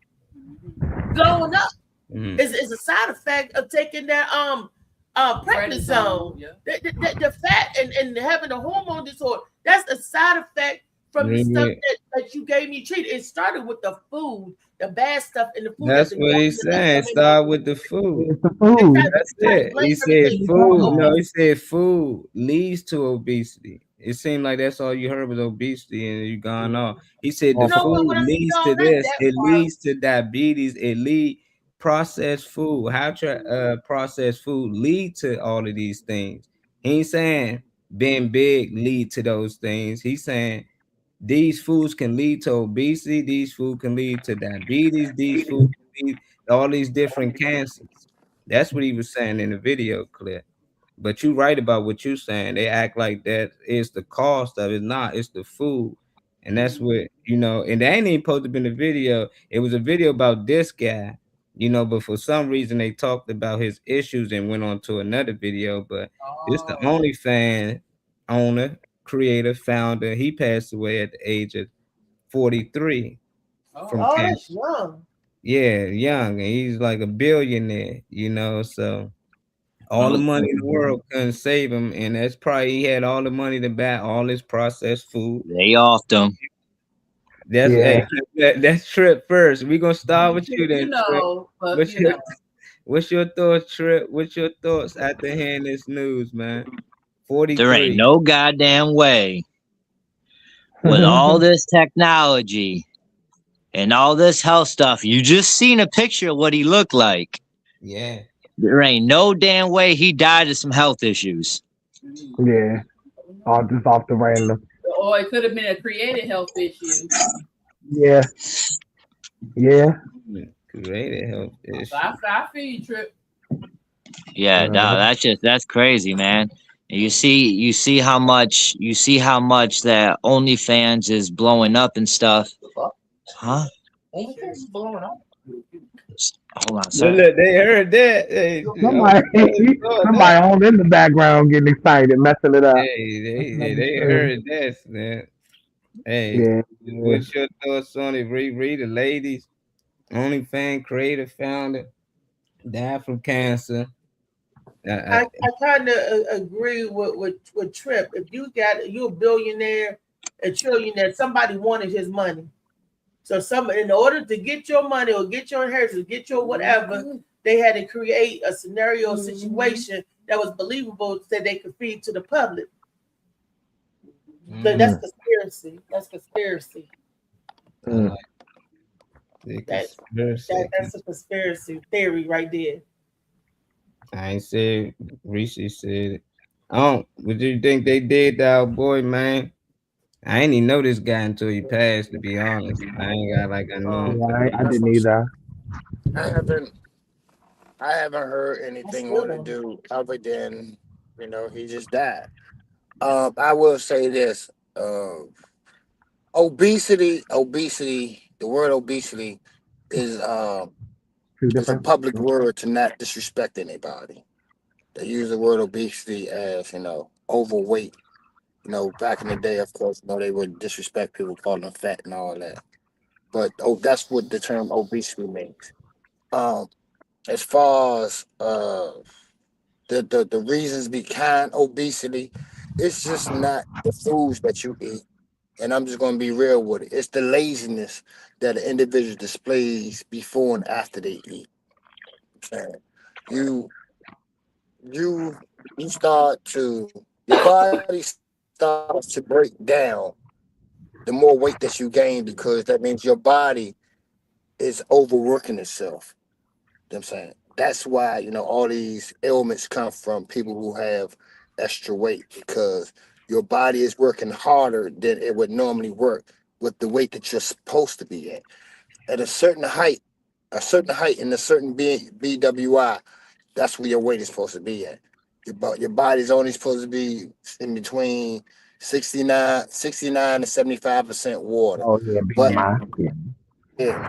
But what I said BWI, my bad. Body weight something. It's body weight Body something. mass index. Yeah. But anyway, it's I think I told y'all before, your fatty tissues is nothing but really water. That whole stuff. If you can find a way to see, if y'all remember, I told y'all when I work out, I drink coffee and I dehydrate myself. That's to maintain my body weight. Because once my body's dehydrated, it's going to go to my fatty tissues, and it's going to take the fluid out of that fatty tissue, and that fatty tissue is going to basically be gone. You know what I'm saying? That's what working out. That's what happens when you work out. When you're burning calories, that means you're eating up these fatty tissues. You know what I'm saying? But you can't, like I said, the biggest problem that a lot of people have is their digestive system is fucked up because they don't know how to properly eat. You eating 3 times a day when you ain't even digested properly the food you ate last night. So you got to remember, food can sit in somebody's body for up to 3 weeks if your system is not working properly. And then once you have this food sitting up inside your system, what it's doing is it's infecting your system, and it's going to different organs and body parts. You know what I'm saying? And it's infecting them, and they're all like your white and blood cells and all that is going to all these little places. You got estrogen, you got all these things that's working for you, except for and I say this, a lot of people won't get up and just take a fucking walk. Yeah. You got all this laying down. You're not supposed to sleep 8 hours a day. Your body, nobody does enough to have to sleep 8 hours a day. Nobody. You know what I'm saying? You like I said, you take drugs in hopes that it's going to help you, but then you sit back and complain about the side effects of the drugs. You don't have to take drugs. You just have to, man, figure out what it is you want to do, make the proper steps to do it. Even if you get the little leg joint, you sitting there and you just rolling. You got to find some type of way to positively sweat every day. That's the only way you clean your system out. Period. I can give you a couple of ways that you can clean your whole intestinal tract out. Drink a cup of Epsom salt. Warm Epsom salt. Drink a cup of Epsom salt and be close to the toilet. Because it's coming. All that things you got gas.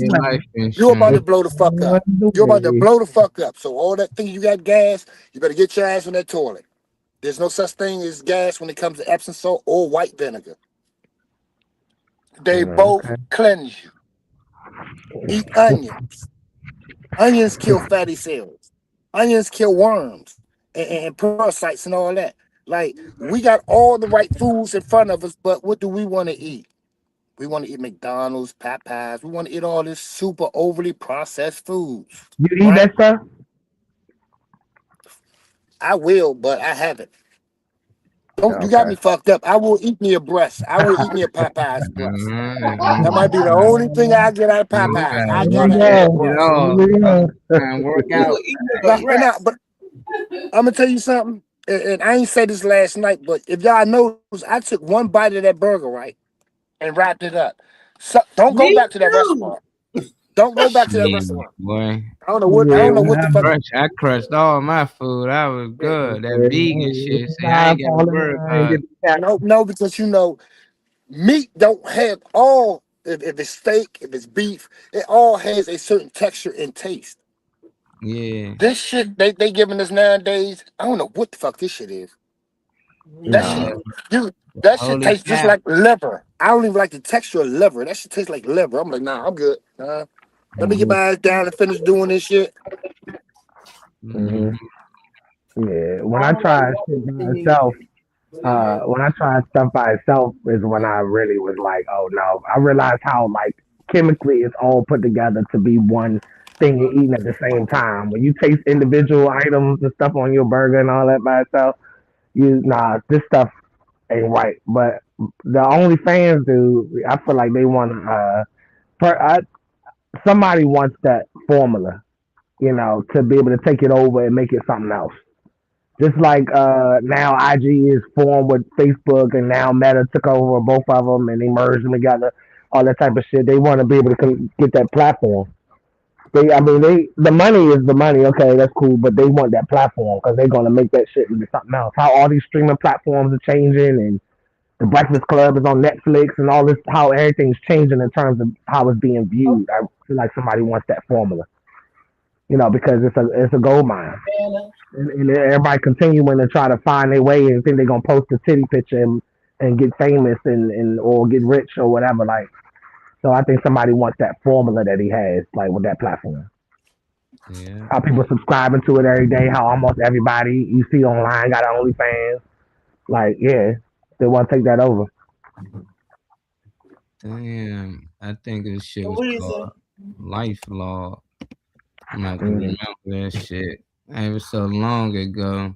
But Dauber had a project that called Life Law, and the day that they shut down, that they stopped, it's owned by the government.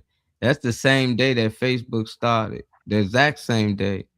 So it's just like, hold up. And their whole thing was to get our data, to get our everyday routine, to figure out what. And we weren't just going there and just give it freely, but for some reason, Facebook, we do that, So I just think a lot of these social medias be backed by the government. And when you don't do certain things they tell you to do for their algorithm, like, yeah, you the guy we put in charge. but we need you to do this or switch these things up or push this certain agenda. If you don't do it, then we just gonna get you out the way and put somebody else in that position that will listen. And the next person that get in that position, they heard what happened to the last security guard. They ain't got to try to figure it out like Craig and Day Day. They know what happened, so they gonna do what they need to do to make sure things happen how it's supposed to happen. Well, yeah, we gonna share this last clip since they speaked up. Wendy's, since we talked about Wendy's and McDonald's, we gonna put it up. Hey, y'all ever seen this guy? He always say, "Man, look at this shit." Yeah, I watch him. See, when you go down rabbit holes, you find shit that you really don't want to see. I keep telling y'all that fast food ain't the way to go, but y'all don't want to listen, right? Look at this shit. Look at this shit right here. I'm going to show you the shocking differences between McDonald's, Burger King, and Wendy's. These are the different burgers. This is my 84-day-old Wendy's cheeseburger. Look at that. It is completely rotten and disgusting, covered with yellow, green, and white mold. Look. It has been rotten and moldy since it was about 3 weeks old. Now look at Burger King. 178-day-old Burger King cheeseburger. Like the Wendy's cheeseburger, it began rotting and molding when it was about 3 weeks old. And as you can see now, you can't hardly see it through the Ziploc because of all the mold and dust that's come off of it. You see how Wendy's burger molded? Now you see how Burger King's burger molded? What does that tell you? That tells you that they're using real products. Look at McDonald's burger. This is my 343 days right here. McDonald's cheeseburger. It basically looks like new. I'm out. Do I need to continue? McDonald's, 6 million burgers a day. Almost 195 million burgers a month. You tell me. The next video, though, the information I got for that, you'll see. I'm out. You do Yeah, a lot of their products are dehydrated though, so taking the moisture out of dehydrated products prevents the mold and all that type of stuff. And it's not normal or natural or approved or nothing. I'm not co-signing, but working there at one point in time and seeing all the boxes and the descriptions of what stuff is and all that type of stuff. A lot of that stuff has the moisture pulled out. However they do it, has the moisture pulled out. That's why I don't know mold or nothing for them because, yeah, everything's like chemically altered. Pickles, the onion, everything is dehydrated. So they, some weird system for how they do shit. We gotta do it. Morning Max show. We getting the burger from these spots. Get a Ziploc bag. And we gonna store it. And over time, we're gonna show the show and see how things go. We're gonna see who burger mold first. Who mold last. Cause I always get bad reps on McDonald's, and that line still be long when every McDonald's I see got a line wrapped around the corner. Like Chick-fil-A, they the only ones that's like Chick-fil-A that's got a constant line all the time. They stay on his way to Burger King. He said that don't mean shit to me. That Burger King burger molded though. It might took a little longer. Wendy's seem like they burgers molded a lot faster than any of them. And then I wouldn't even say like natural. I mean, not natural, but he said they're using real products. I don't think that's real at all because that's still 3 weeks. If it still takes 3 weeks to mold, it's just a different type of process. But that ain't no realer than anything. Yeah, that's terrible. I remember bread used to mold so fast. Yep. Like not no more. Not no more. You get like 2 weeks out that shit. That ain't right. Yeah. You can't even boil bread in the knot. When I was coming up, bread thank you. You used to take a piece of bread and you could tie it up in a tight ball. I squeezed the bread and it started doing this. Like a sponge. Yeah. And that scared me. White bread. I did it. I had a piece of white bread and I was like, oh no. I know y'all seen the people running it underwater. The people that actually had the bread pieces under the sink. And they were squeezing it out like a sponge. Yeah, I don't eat none of that shit though. That's why I be asking people on here, you eat that? Because y'all be talking about, oh, we all be eating. Nah, fuck no. I don't. I claim a lot, but I won't claim that. I'm not eating that shit. I don't.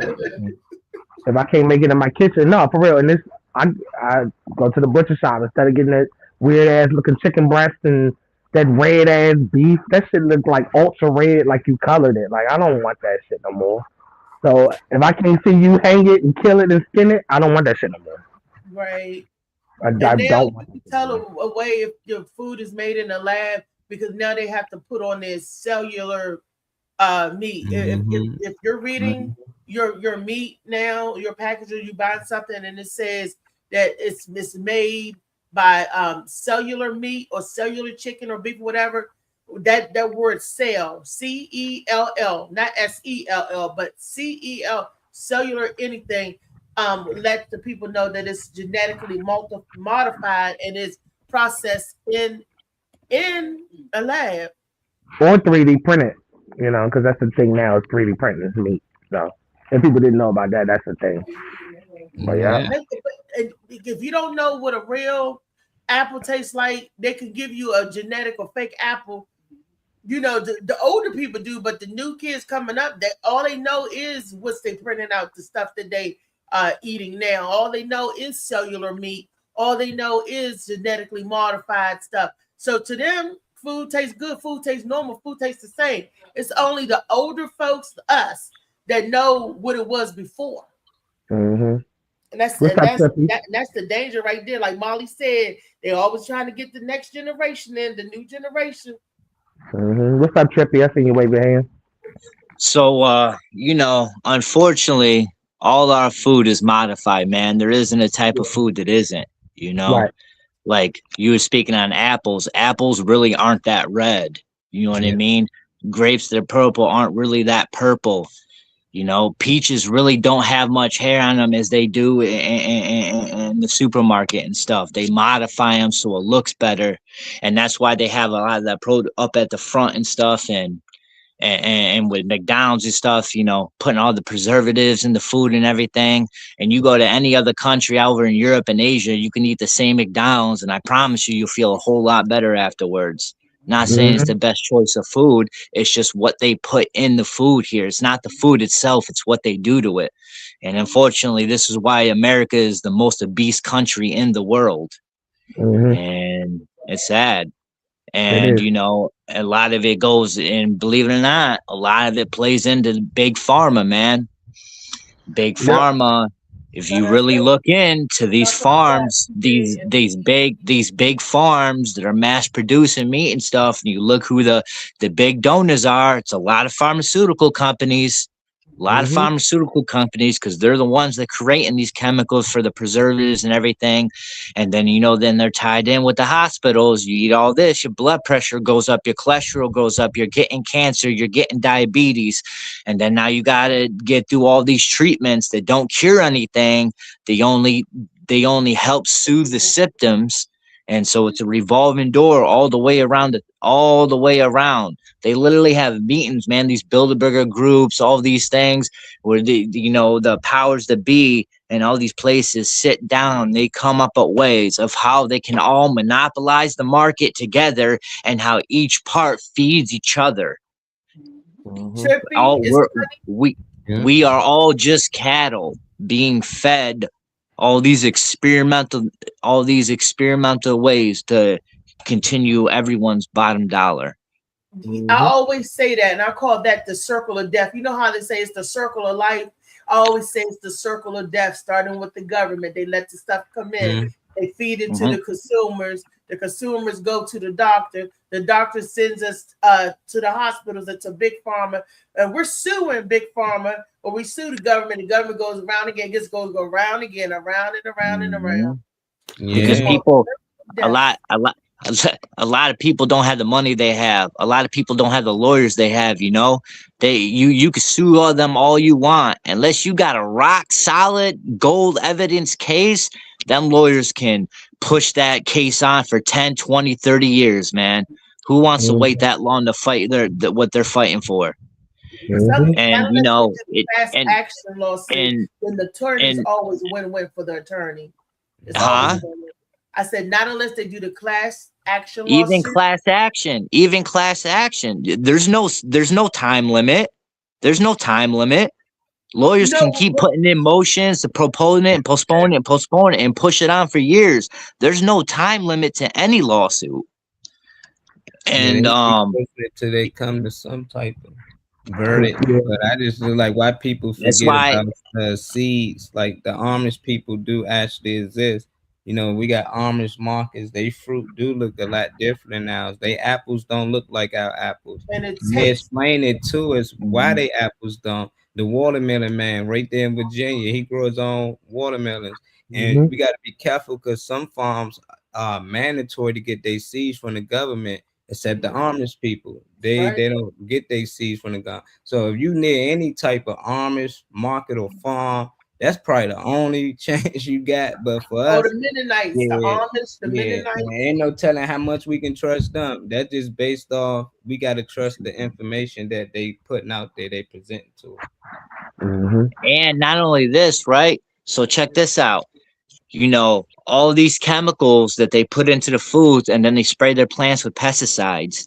Yeah. Even if you shut that farm down, right? Say you shut that farm down and you buy up that land and you put a sustainable farm on a good farm for the land, that the ground is still polluted. You're still going to be producing the same chemically modified food for years to come, no matter what you do to it. Yeah. You better not buy that land. And now, do you know, speaking on Big Pharma too, do you know, besides us, there's only 2 other countries in the whole world where pharmaceutical companies are allowed to advertise? Where's that? Canada and where else? I don't think it's Canada. I forget the other one, but the other one is New Zealand. And even New Zealand is highly limited. We're the only country in the world where pharmaceutical companies have free reign to advertise the way they want. The only country in the world. Yeah, when I was in Panama, you just walk in there and buy whatever you want. And Percocets, Aussies, Viagra, you just go in there, it's 10 cents. Yeah, Mexico too. And you can get whatever you want, no prescription. I was like, what the? And that's why they catch people trying to bring it back. They be trying to sneak it on it. Nah, they gonna catch you, boy. Easy. They follow everywhere you go, but it's just crazy how laws change in different places when we all on the same earth. You know? Can anybody tell me why they don't like to give pain medicine out anymore? Because people. I mean, that ain't nowhere near fentanyl. They give you fentanyl. Right, there's motherfuckers on the street. Only in the hospital, though. Yeah. I know that it's an epidemic. I feel like that's self-explanatory. Yeah. There's people that really need it. They won't even give it to the people that really that you know. I'm not an addict or whatever, but I can't get. You know what they gave me for stuff like after I have surgery or toothache? Extra strength Tylenol. Yeah, Tylenol. I need something a little stronger to really get the pain away. You gotta blame auntie. You know, they had grandmas out here selling a prescription, baby. 40 a pill, 50 a pill. You know, they knew they can utilize that. Like, nah, hey, I'm out. I need another refill. You know, you had some doctors writing out fake prescriptions, you know, just to get some money. So they just put a screen on that and they hurt everybody who really need it. You know, they like, nah, we're gonna give y'all a Tylenol because we know what y'all. You can't go around saying I got these Tylenols, 10 a pill. Everybody get out of here with no daggone Tylenol. You can't even do that. I did not know that you're not allowed to let people have none of your medicine. Yeah, it's prescribed to you. Your name on it. That's why you fucking. It says it right on the bottle that it's a felony to sell, trade, or give away this medicine. I wasn't trading. I'll give, like, if you say, "Oh, Reese, my head is hurting. Can I get one of your perks?" I mean, this lady was doing this to me until my girlfriend said, "Girl, don't give her nothing. She's she's snorting the pill. She cut this." I was like, "She what?" Reese, you're the reason why nobody can't get no damn medicine anymore. That's why. Hey, as a part of your management, Reese, you got a Tylenol. You can't even give away Tylenol. You can't even say. As a part of your management team, one of the people that's on the back on that background, I'm gonna advise you to stop talking about that. Allegedly. Thank you. I'm gonna ask you to stop. Allegedly. If anybody got any more sentiments or anything, because we're gonna some flyers up about this Showtime. Everybody There's knows so anybody. much herbs and stuff you can look into, Reese, too, to help with your pain, though. You know, it might not be as instant, as strong right away as, you know, them good old oxys and stuff. They But want to there's stuff out there, man. This is Some shit you don't use. no toothache. I just got it. It's the clove oil for Oh, the toothache. Oh, okay. I thought it was that. Herbal shit you talking about to rub on your knees and shit that you don't use. I thought it was that. It didn't work. I used it. It didn't Yeah, work. that's why everybody want to perk 30 because that shit works. You ain't gotta worry about it in 30 minutes. See, this little bottle right here. Feed it. All right. Feed it. All right. Can't pop that. So, you know. And I don't even like clove, but a drop on that toothache, and I didn't know it killed the nerve. But you still Clove got tea is to good for pain. be responsible. It helps with the pain and the inflammation. But you got to go to the dentist to find out what is the root cause of that pain and that inflammation. Well, I'm glad there is alternatives on a serious note. I'm glad there is alternatives for stuff so that you ain't got to worry about a Gabbo or a Perk or whatever the hell they get. The Gabbo is something different. The Gabbo, Okay. I need the Gabbo. I got to get something Gabapentin. else for the Gabapentin. So that's the nerve damage. I tried to stop it, and like the pain was coming back too strong when I tried to stop it. That's one of those medicines you got to ease off of. Yeah, okay. Yeah, you got to be careful with that gabapentin. Yeah. You that shit really could cause seizures and stuff and brain issues. If you take it every day and you get addicted, the withdrawal of that it can be bad, man. You got to be careful with that stuff. Who called the group? Cut my sound Calling on. the damn group, man. He'll come back in here out and gone. But you know what time it is, y'all, when y'all hear that music. Ron the Don, we starting with you, man. I know you probably over there boo loving. Look, Reese Court, he over there FaceTime. You saying? Yeah, we see you, man. No, I was thinking of something in my head. I'm supposed to do for this customer. Okay. Yeah, I'm as y'all talking, I'm setting up to make a design now for a customer, so I'm looking at it. That's why you see me looking crazy looking. Stop stealing people ideas, man. Take out from the video. You're causing it, but leave it with some good energy, man. And you can speak on a little bit if you want about McDonald's and. I just want to say, there we thank go. you guys. This book here is definitely doing what it's doing. I'm not trying to get no free promotion, but you know. No, go ahead and promote your book, bro. The book is really Stop the cap. doing well. I got a book release coming out April the 15th. Right now on Amazon, I done sold 375 units. Damn. And I'm also on the street beating my feet too. So the book is, and people are contacting me saying that the book is really doing what it's due. And I wrote this book to make an impact in people's life. I didn't make this book just because of money. I did it because people don't know how to deal with their a lot of people are dying out here in silence. And I also put it in a book where you can call if you're thinking about unaliving yourself. You can reach the information in there. So I put everything because I really care about people. But the thing about it is that, especially with men, there's a lot of men out here dying in silence, man, because they don't have nobody to talk to. They don't have nobody that understands them. They don't have nobody that just would shut their mouth and just listen to them. But the thing about it is that I appreciate you, Reese, for sending me the link. I appreciate you guys for having me on here. But it's just a fact now that in the Black culture that we are dying in silence, man, and nobody's, you know these people, the government don't care nothing about you. So they don't care nothing about you with the fake food because they feeding you. They looking at a profit more than your life. So you, like if you go, for example, if you go into a hospital, a person got Medicaid and a person got Kaiser and a person got other insurance, they're going to put the person that has the best insurance in front of you because they know with Medicaid, it takes time to get paid. You're going to get paid, but you're going to take time. So they're gonna push you at the bottom of the barrel. So the thing about it is, I tell anybody, take your life for granted. I mean, for the fullness. hold on. I know I caught myself. Take your life and do what you got to do, because God said your body is a temple, and you got to live with the consequences. Like I tell my daughters, it's consequences in everything you do.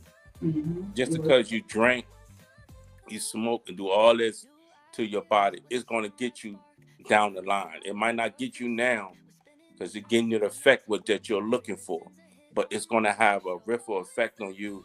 And when you land up in the hospital, don't call on God, because he already told you to take care of your temple. So the thing about it is, especially with my culture, we are hard-headed people. Not saying anybody else is not hard-headed, but our people sometimes are so stiff-necked to the point to you just get tired of talking to them and let them learn the hard way. And the stupid saying is, you got to die from something. I hate that thinking, but I ain't going to go on. But thank you, guys. That's what's up. Yeah, appreciate it, Ron and Don, tapping in with us. And y'all heard what he said, man. Nah, that was a mistake. That was a little do-over. I was waiting for Unc to pop back in. He keep popping back in and out, so I don't know. We're going to move on. Trip, leave us some good energy, bro, before we get up out of here. Oh, man, first and foremost, y'all have a great day, man. Thank y'all for having me on again. It's always a good time. Be careful what you put in your body, man. Do your own research. There's better ways to live than all this craziness in the food market they got going on out here. And, put a smile on somebody's face. Even if you don't got a smile on yours, keep that positive energy pushing. And if it ain't great today, it'll get greater later, baby. Much love. Stay trippy. That part. Yes, sir. Trey Money. Yeah, I say you choose what circles you want to be in. Thank y'all for responding. Obviously, giving some type of taste in my sentiments with the video or whatever. But I feel like you get to choose what circle you be in. Like whatever you attach yourself to, make sure you're attaching yourself to something that actually matters.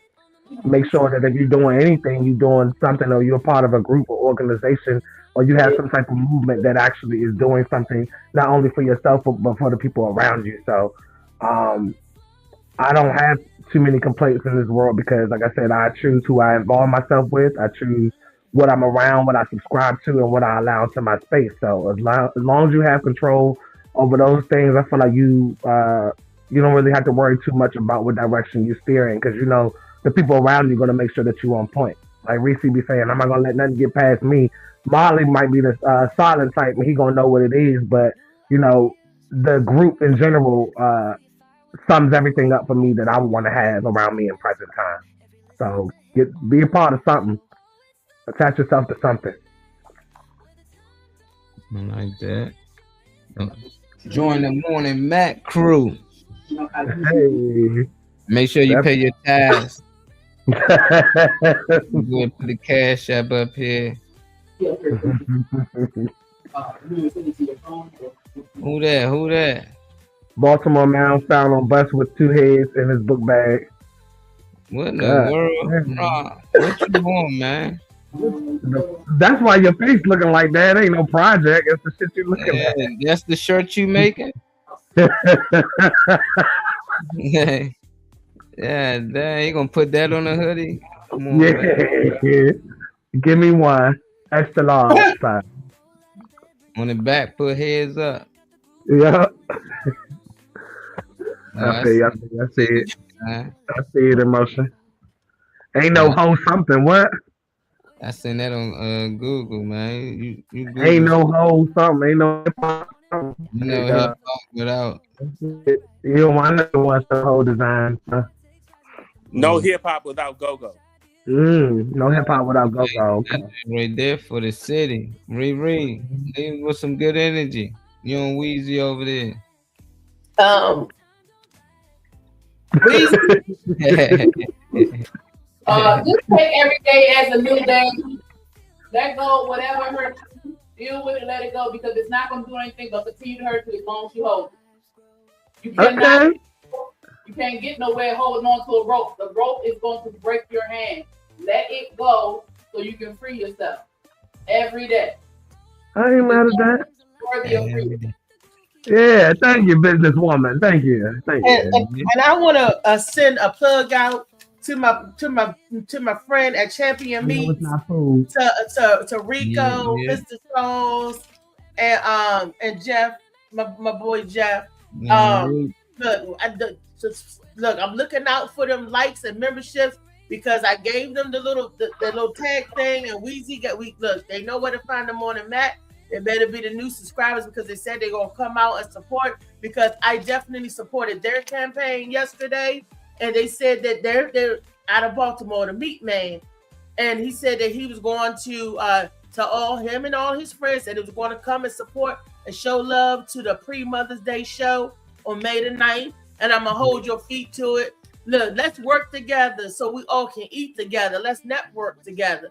I told them about the Molly Moss sea moss. They said they never had sea moss. I said, well, brother, have I got something good for you? I'm only sharing good stuff back and forth. And look, and I helped them get their quota and get their meat. Look, a lot of natural meat selections I did. And so let's network together. Let's come. This is about community, and we all can work together. Let's eat with them jokers. Let's cook with them jokers. Yeah, look, May the 9th, Baltimore. I'm looking for all the Champion Meat employees to come out there in drones, because they said they would. At least 3 of them: Mr. Charles, Rico, and Jeff. Boo, boo, boo. Your name on first. I'm putting you out there. Oh, and when you go and order your meats, DM me, and I tell you how we can pull up, or how they can pull up on you. Boom. Like that. Boo, boo, boo. Like that. You heard it. She said we pull up. She out there hanging with the Meat Man. Wrong. All right. Wow. All right. Hey, VC, don't be Just getting adding beside people to yourself, the competition. Because you talking about meat a lot. I thought I was Yeah. doing my job. Need a mechanic. Nope. She replaced him. I got a mechanic and a meat man. I don't need. I thought I was VC Meat Man. Hey, things change, man. I see. All these shows she got coming up and everything, she meeting people now. She networking. You better women. secure You the know, spot. around line. I gotta step my game up, man. You gotta show face. You don't show I'll be your over there face, tonight, boy. VC.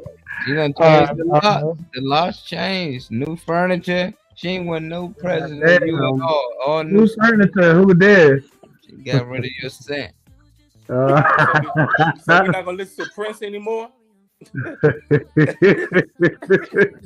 Nah, she listening to the Meat Man now. All right, y'all know I got them flyers to read, so I'm gonna go ahead and start off with the pre-Mother's Day Your Mama's So Crazy comedy show and after party. Now, a lot of people over here above a certain age, so I don't know how many people gonna last after 10 o'clock, but hopefully I see all the faces there that's at the show, still at the after party. But anyway, with this event, you got DJ B-Man, DJ Smooth, and DJ Dark. There's a reason why you want to reach out to them for inquiries, information about the show, as well as the faces that you see on the flyer, myself, Molly out there. You can reach out to any of those people. You have DJ Dark, DJ Smooth, and DJ B-Man's contact information listed down below, as well as some information about the cash bar and vendors, the 50-50 raffle, stuff like that. We got a few people on attendance. You got our very own Meat Woman, Althea McFarland, and Xavier Morgan on the roster, as well as Gwen Factor. It'll be hosted by Bobby Brooks and headlined by Wait a minute. Hold up. Breaking news. We got some Bobby new. Brooks is not the host no more. Louisa, can you Got please an update. We got an update. Can y'all update me before I start reading shit? Hey, this breaking news update, man. We got to figure it out. They about to shuffle the line around. You know what that means. See who They got shuffled the line around. A replacement. Reese still made the cut. She still ain't I got still no made the cut though. Everybody got a neck except Reese, man. Yep. My girl neck. Yep. Yep. She missing the whole body. She just a head. That's one of the heads right there, bro. All right, so who what's the roster then? Whoever you gotta read it off. I can't see the paper. Yeah, we got the head. Weezy gonna read it. She said, "Oh shit." And they done changed it up. You know, the longer it take, the more it was shuffled. Mm-hmm. Let's see. DJ Bean Man now hosted by Ron the Don. We need you to host this event, brother. All right, so you got damn, you done cleared half the damn roster off. Oh, for all right, real? Yeah, all I see is Xavier Morgan and Althea McFarlane. I see some. Okay, it's gonna be hosted by Theo Bossed Up. Okay, that's cool, I guess. Morgan, Althea McFarlane, Susan the Duchess, Gwen Factor will still be there. And you got new host Theo Bossed Up. It's pre-Mother's Day. Your Mama's So Crazy comedy show after party. If y'all can still hear me, this is at the Downtown Cultural Arts Center at 401 North Howard Street in Baltimore. Still same location. Door is still open, and this comedy show is still from 8 to 10. The after party is still after 10. So if you can make it, still make it. Everything about the information in terms of the DJs, DJ B-Man, DJ Smooth, and DJ Dark, is the same, as well as their contact information about the 50/50 raffle, cash bar, and vendors. So you had a little roster change and a host change, and that's okay. But there's $40 for the early bird special, $50 tickets at the door. They have not only lemon pepper salmon and rice pilaf, but they also have other meals included for those that can't enjoy seafood. But everything about this function is still going on. This is also in the memory of Sarah F. Watson, so they're combining this and putting someone that they know in the memory. Okay. Oh no, I hear Marley. Okay, I was gonna say it did it again. Nah, it's cool. I read off the new flyer though. So this event is still on Saturday, May 9th, you guys, at the Downtown Cultural Arts Center. All the logistics, other than the roster change, are still the same. All right, Friday Night's Live. Shout out to Kool-Aid for trying to step in here. I know you had a little issue with your, your connection and everything, but you hit on the shows with us whenever you can. So regardless, shout out to you for being on the roster. You got Chad Beadle, you got Charlie Mack, Funny Man Green wasn't on here today, but you see him on here often. And Jimmy Hayes Jr. I want to give a quick shout out to the Crab Queen because I love her food. I got a chance to be able to taste some of it. I'm gonna jump to it a little quicker next time so I can get a bigger variety of the food that she makes. But seeing those black women in the kitchen always makes me smile, especially when they're serving good food. So that's always a nice addition. DJ Blaze will be back on the ones and twos again for this event. I encourage anybody who hasn't gone to go because it's a nice venue space, and every time I go, I seem to have fun. Shout out to Jessica Schultz for the music. She was A1 on the mic. I didn't expect to hear that out of her, but I love the sound. I love what she's doing. So she's going to give them this new crowd a taste of what she does. So shout out to DJ Blaze and Jessica Schultz. Tickets for this event are $25. If you don't make it to the getting it in advance, it's $25. It's $20 in advance, and this is the BYOB event. This is at the Virginia Avenue Event Center in Cumberland, Maryland. Again, shout out to the Crab Queen. She has a little variety for everybody. So I've seen a lot of little things coming in and out of that kitchen and everything. I've seen everybody getting served. People look satisfied, happy with their plates. Especially at a BYOB event, you're definitely going to want something to snack on, something to eat. So, something with a little grease on to kind of soak up that stuff that you're drinking at this BYOB event. But her food is great, and I encourage anybody who has a chance to try some. All right, now this is the one that that makes me smile every time I see the headliner of this event, Althea McFarlane. This is a McFarlane Entertainment production. So not only do we have Gwen Factor back on the roster for another event, she will be the host of this event. We got our feature Mimi Manning, our special guest competition for Ronald Hunt, which is Gerald B. And you got special guest Jawan Cap. This is Love and Happiness Spring Comedy Show. The only thing that we ask is that you come prepared to have fun and you be 21 years and up. If you want information on Eventbrite and how to get your tickets, you can ask anybody that you see on this flyer, as well as Reese Althea McFarlane, or you can scan the QR code in the bottom left corner, which will take you straight to the website. The reason why we have this Morning Mac Show music and this new theme is DJ Slyside. He will be back on the ones and twos for our event. So it's nice to see all this family and all this color, all this melanin, all these smiles and laughter that's going to be happening at this event. Doors open at 7. Showtime starts at 8. It's on Saturday, May 23rd of this year, obviously. So this is at 708 Lounge Bar and Grill. That's why I hate working with black people,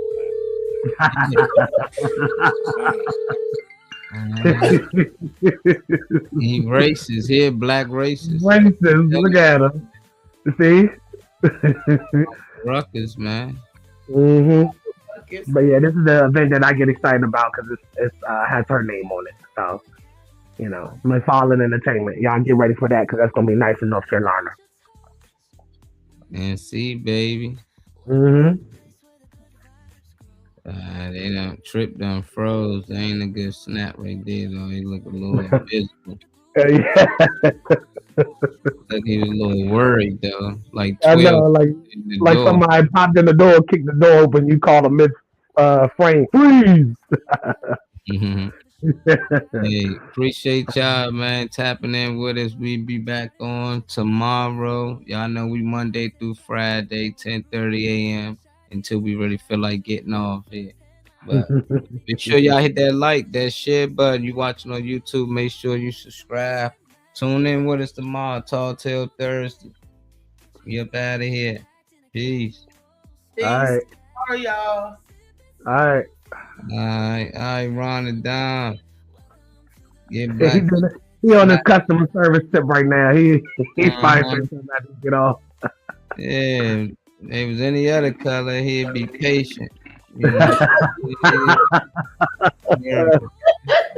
Look at that, man. Patience, man. In your book, you teach patience, man. He's stressed over the brand. That's why he losing his spot. Oh man, look, he would pop back in, man. What's up, man? Then the show, man. You wanna leave people with anything, man, before we go? Yeah. No, that was wrong. Man, I'm saying, let me cut him up. Oh, that's on. What you say, on? I said, go out there today and accomplish something and accomplish it with a smile. I know that's right. Accomplish it with a smile. Okay. Short and brief. You never know when on even gonna go 10 seconds or 10 minutes. It's never no in between. It's either fuck these bitches or have a good day. I don't never know which one it's gonna be. Goofy. If you ain't out here having a good time and enjoying your life, y'all have a lovely day. Like I can, you know. So whatever you give us, I'm cool with. I can take either side. Yeah, peace, man. Catch y'all tomorrow.